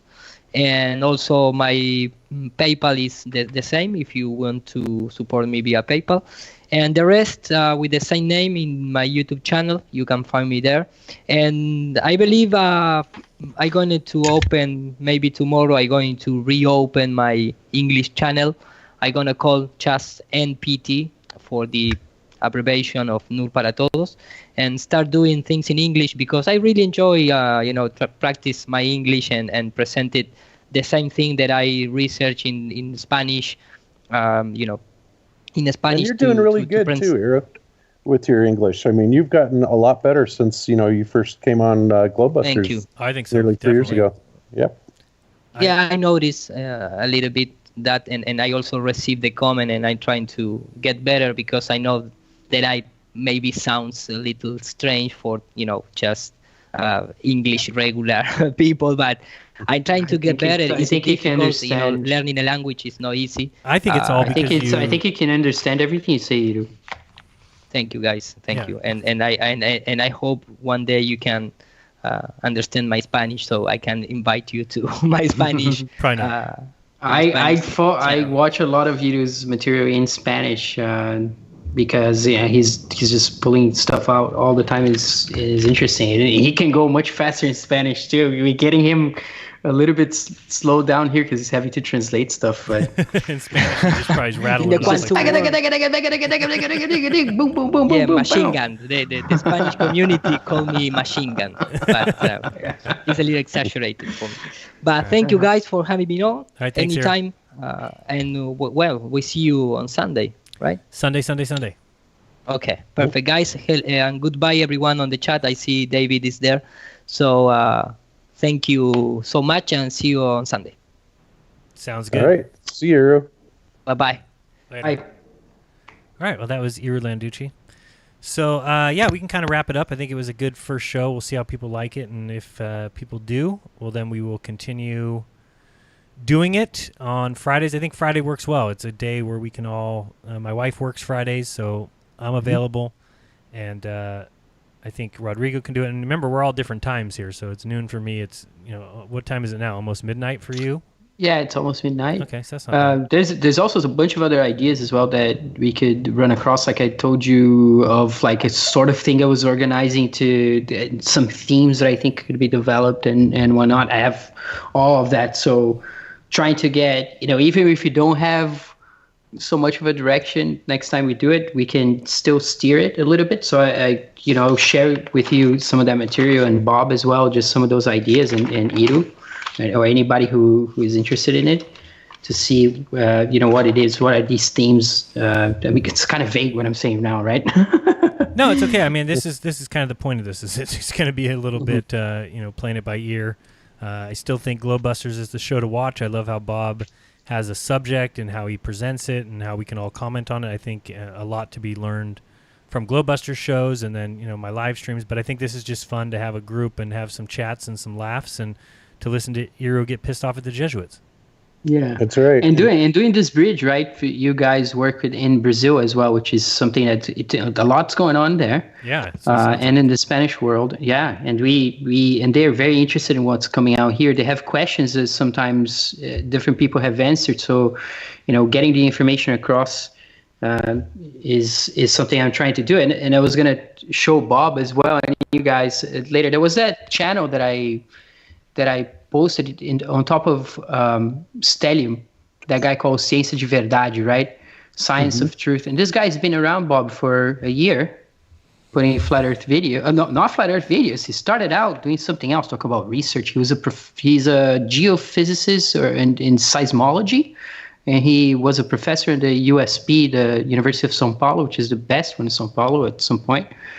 And you can see the guy in 1 year, he now has 300,000 subscribers, and is basically, essentially humiliating Globers, but in a way that he just does it with the data. He does it in a way that's like he's teaching in class. And it's interesting what I was going to show. I was probably going to cover in one of my streams because it's quite easy. That he's been characterized as just a flat earther YouTuber by people that attack him who don't have any degrees in the sciences or anything. They work at AI and they give themselves like these grand sounding titles, and they own a blog or something, and they try to come after him, and he just basically gets their math, just lays it out there, analyzes everything, and just rips it through. And now he's got 300,000 subscribers in Brazil, and it's wow. He was the first person who was invited, one of the first people who were invited for the Flat Earth Conference, but in São Paulo, but he stepped out. He says, well, he's kind of like, I guess he wants to stay just by himself, doesn't want to get involved with other people. So he has that kind of, he's a little bit isolated in that way, that he doesn't want it, but nothing like Eric Dubay that coming after people. He doesn't do that. He just deals with the information. And I was surprised I was just like, wow, that, not surprised. We know, that, because some of these science types are going to say, nobody with a PhD in the sciences would ever look into the flat Earth, like the people that had a so-called debate against, they like, no science could possibly work unless it's a ball. They had this in their mind.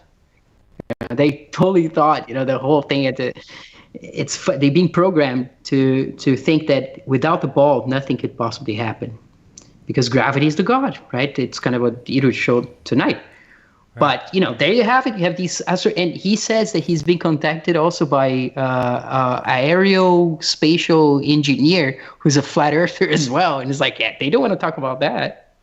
So it's a turnaround that's like the guy so on tinfoil hat that was yelling at Dave that we have cell phones. How could the Earth be flat? We have cell phones. Yeah, I was watching that. I was telling Dave, it's like, oh God, how easy is it getting? It's like, exactly what they're gonna say. It's been responded. They cannot come up with anything new because the basis of their reality is science fiction, which is all made up. So how can they actually come up with anything concrete? So it's becoming more and more hilarious. To the point where I really think that the idea I had years ago of the Space Spark animated series with Neil deGrasse Tyson and Brian Cox and Noam Pettit as little characters doing stupid stuff, should be something someone should come up with. Wow, that sounds brilliant. Either here or in Brazil, because I'm coming up with these scripts in my head. I have these scenes already of the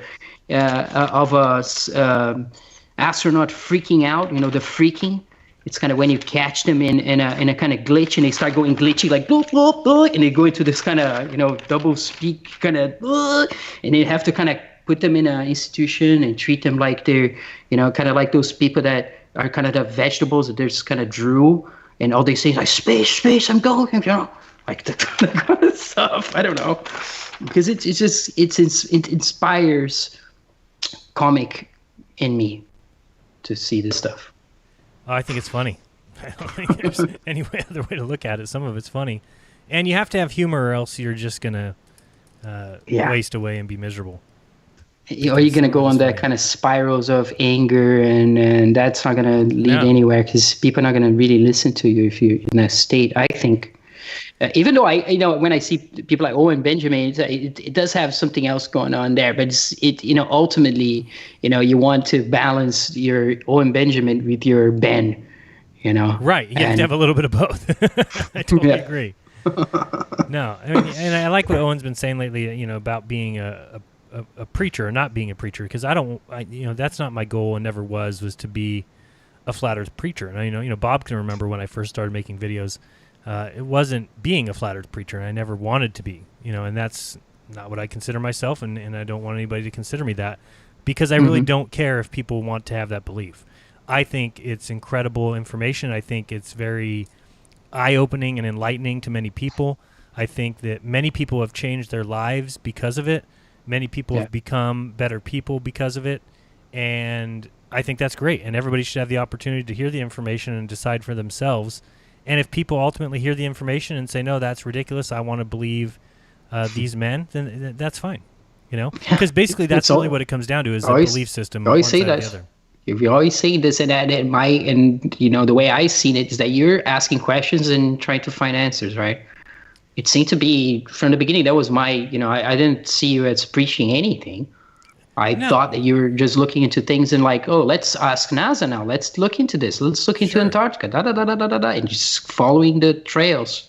Well, it's because these are my beliefs, and this is what I believe. And if I start to notice that people who have this same belief are better people and have changed their lives because of it and have become better people, then it's hard to refute that. And really, I look at the other side and I just realize they also have a belief system. Now, they've set theirs up for hundreds of years. You know, we haven't had the smartest of all scientists and mathematicians to draw out a flat Earth that can be measured and mathematically shown. We haven't had that time. And if people expect that from us in 4 years, it's a stupid That's another thing that they do. Yeah, what you see? And again, I mean, a lot of this stuff, you know, the cycles of eclipses and things like that came from the Soros cycle before the heliocentric system anyway. Yeah, people will believe that the heliocentric system is responsible for everything that we have. And again, I'm just trying to point to them. It's hilarious because all these ancient peoples, like the Vedic people, they have completely different thing. It really is not heliocentric at all. It's very clear. They could tell eclipses. They talked about it. They explained how they thought it was happening. And the Chinese as well. They don't have a ball. Nobody has the ball. Yeah. And they say that the Greeks, that's one of the things. They say the Greeks, like that Consomayo was saying, you know, they knew about the ball for so long. Everybody just accepted it. But where's the Greek ball? Right, model of the world. Why is there no globe before 1492? Right. It doesn't make any sense at all. I mean, it's so ridiculous when you get back there and you start looking at this Aristophanes prove the size of the globe. Everywhere I read Christopher Columbus, and I know that they love to say that it's just a story and that everything about Columbus has been changed to make it seem like he was proving. No, I mean, he was trying to prove that you could go west and reach the Indies. Well, if everyone knew the Earth was a globe for 1,700 years before that, believe me, it wouldn't be a question of whether or not you could go west and reach the Indies. That's pretty big problem in their script, isn't it? Well, their script just changes constantly. Yeah, and it just doesn't make any sense that nobody would have traveled. I mean, if you knew the Earth was a ball and you knew its size, then of course everybody knew you couldn't fall off of it. And anybody knew that you could sail in any direction and come back to where you started. So it wouldn't have taken them 1,700 years and basically begging, and trying to get funding for this. And ultimately, they sent him just because they said, "Hey, if you find any new lands, we'll take credit for them, plant our flag." I mean, that is just so embarrassing. It's just so embarrassing that there are these contradictions just like that. These guys coming out and proclaiming the Greeks already knew it for so long. It's a ball. And then they tell the same story. Yeah, Columbus is trying to prove it's a ball. Wait, didn't they already know this stuff? It's like...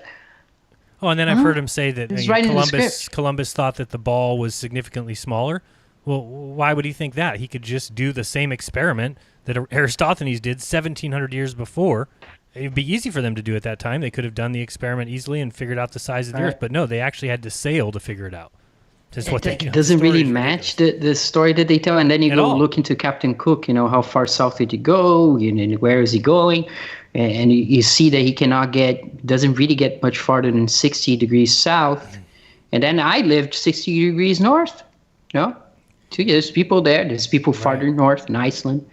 Oh, way farther. And the climate's absolutely nothing like 60 degrees south. And then you get people, and the very first thing that they say, it's kind of like the David had in the tinfoil hat. It's like, what about seasons? It's always like that. It's like, so what about seasons? Like they think that it really works on a globe. It's like, what? I know. The seasons don't work on a flat Earth. It's like, are you kidding yourself? that only tells me that you haven't looked into it. You know? At least some people will try and give us the refraction, standard looming, non-standard refraction. At least some people are trying to go that direction. But the people who just continue to sit on that line, or I'll still get people that'll email me and say, "But water goes down the opposite direction in toilets in the southern hemisphere." Right. So it's just like, okay, well, you haven't done any research at all. Yeah, man, but this is what I'm thinking. After a while, you're still seeing this. What does that show? Just. Well, that's the people you can't talk to. Flux of these people. Sorry. I'm just saying those are the people that you can't really talk to anymore. I'm not trying to reach those people because those people are set in their ways. That's what I learned a long time ago about. I used to do a hangout with Red's Rhetoric or with one of these other guys, and I would think in the back of my head like, okay, these guys are really looking, and maybe they'll hear. But then you realize real quickly that it doesn't matter what evidence you could possibly dream of, they've already got an answer, and the answer has been put there on purpose. Believe me, the constructors of the heliocentric system, I don't know if it was Nathan or somebody I heard saying it the other day, but when you think of the blimp video that Dearth has, of course they already know about that, and I forgot there's a name for it, whether it's the sway. Do you know what it's called, Bob? How the shuttle kind of sways before it takes off, kind of lifts and bounces. Mm-hmm. Right. Yeah, but I'm not sure. But you and I talked about that years ago. Absolutely. About it was likely helium because that's the only thing that would really supply enough vertical stability for that thing to not just drop over. Right. But what I'm saying is you got to point that out to people, and then you just have to let it go. What is going to follow those conversations is people who can come along and explain the anomalies. Oh, no, the reason it sways is because of this. Well, of course they know that. NASA has already watched their cinematography. They know exactly what is wrong with it. And so they have to come up with answers for it. That stuff's already been done ahead of time. So basically, we're building our own straw man by saying, hey, look at this. This is a blimp. And then twang. Thank you very much, David. It's called the twang. The shuttle has a twang. But that just simply means that they've already looked at that. They've already seen that. They've already noticed that that's part of the problem of having a helium blimp that goes up, that you're going to have that little twang. And so you have to have these guys come and explain it so that when people like me or David or Bob comes along and says that it can be easily refuted. And that's what we're dealing with a lot of times is that typical damage control in their game. Absolutely. They try to keep track of the stories they tell, and then they try to patch the holes. Right, but it doesn't mean that makes it real. Right, and this is where it makes it fake, right? Right, this is where those guys, have a problem. Is that if we say there's doing a problem, that tells me that we're over the mark on it, though. Absolutely, absolutely, yeah. And so that's what I mean. It comes down to people who, and I always say, don't trust me, but those people are choosing to trust others, which is their prerogative. I can't tell you who to trust and who not to trust. I can just tell you who I trust and who I don't trust. One thing I've been wondering about, I don't know if it's total non sequitur, if it makes any sense or it doesn't, because if they try to hide that there's helium or something like this, and that they're playing with helium and some other things, and I was just this week I was just thinking about helium and how for people who had an injury, for instance, in their legs, why don't you have why is there like a helium backpack or some kind of thing that takes off some weight? Why don't we have a whole series of helium-based, counterweight technology? I don't know. Why not? If they can get all that helium to do whatever they want with it, why can it? I don't understand because if I were somebody making things, obviously I would experiment with helium and electromagnetism. Because you could probably take that helium ship and fly south, and keep. Well, I can get a backpack of helium that I can just run and do some crazy jumping. That would be cool. At least. That would be fun. Yeah. Yep. But why isn't it? Bob? That would be possible, right? Physically speaking, something like that. It would be, but I was just trying to think of the dynamics of helium in space. I don't know how effective it would be, assuming space exists, which of course we don't believe that it does. But I don't know. No, I mean, even for us, if I want to if I come up with some contraption that traps helium that I can wear, would that work? Because people have flown with balloons. I saw a guy flying on a little kind of lightweight kind of thing on a bunch of helium balloons. You would have to have a whole lot of helium, let's put it that way. Yeah, you could get it to work. It's just like if you blow up enough party balloons and attach it to something, eventually it's going to have enough buoyancy, it's going to lift you up. But, the question is how much mass is that, how much you're going to actually have to have. And that's going to be a lot. To actually hold it, you mean? Right. Right. So there you have it. All right. So Rodrigo, you're in for next Friday? Sure. Yeah. Okay. Maybe I should bring a few things to show. Sure. Yeah. But yeah, of course, it'd be a pleasure. Like tonight. Thank you so Sean much for Kelly's having me, always Jerry. I appreciate you being And here. Bob. And Bob, Gotcha. you are always welcome. Open invitation. All right. Awesome. Well, sometimes I have to work on Fridays and sometimes not, but if I'm available, I'll certainly join. Okay, yeah, sounds great. For me, Tuesdays and Saturdays, I have stuff I do with, books and auctions. So those days don't work too well for me. You usually won't see me doing much on Tuesdays or Saturdays. And then Sunday we've got Globebusters. Monday I've got Raw. And like I said, Friday Miss has been working. So that gives Friday as a day that's pretty open for me. So until things change, expect us back for Friday Lounge number 2 next week. Same guys. So thank you guys so much for joining us.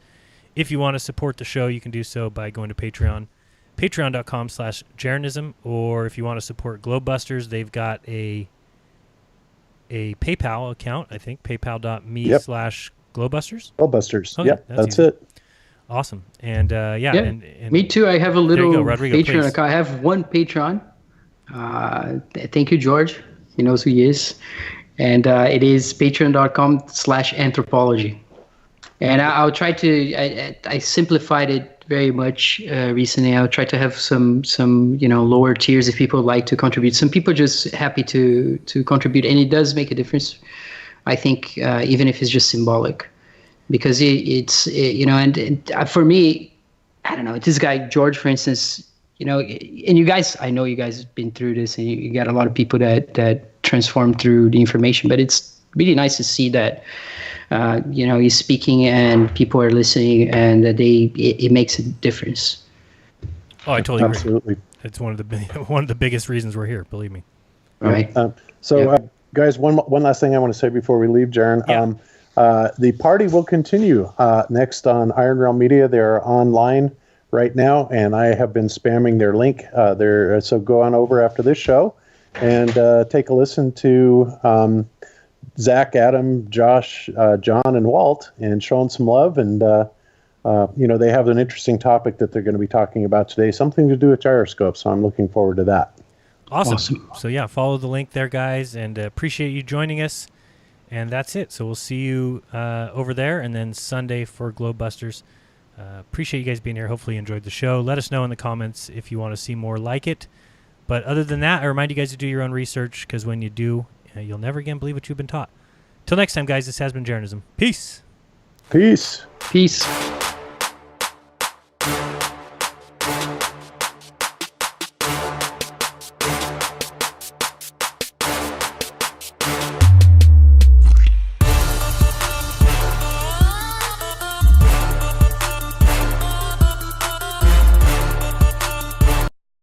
All right, I'm back again. It's Jeranism.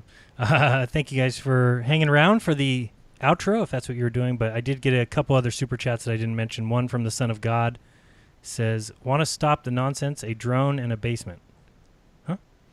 And also the one Son of God said, or gave us another Canadian $1.72. All right, thank you so much, guys. Appreciate it. Back to the outro. We'll see you guys soon. Peace.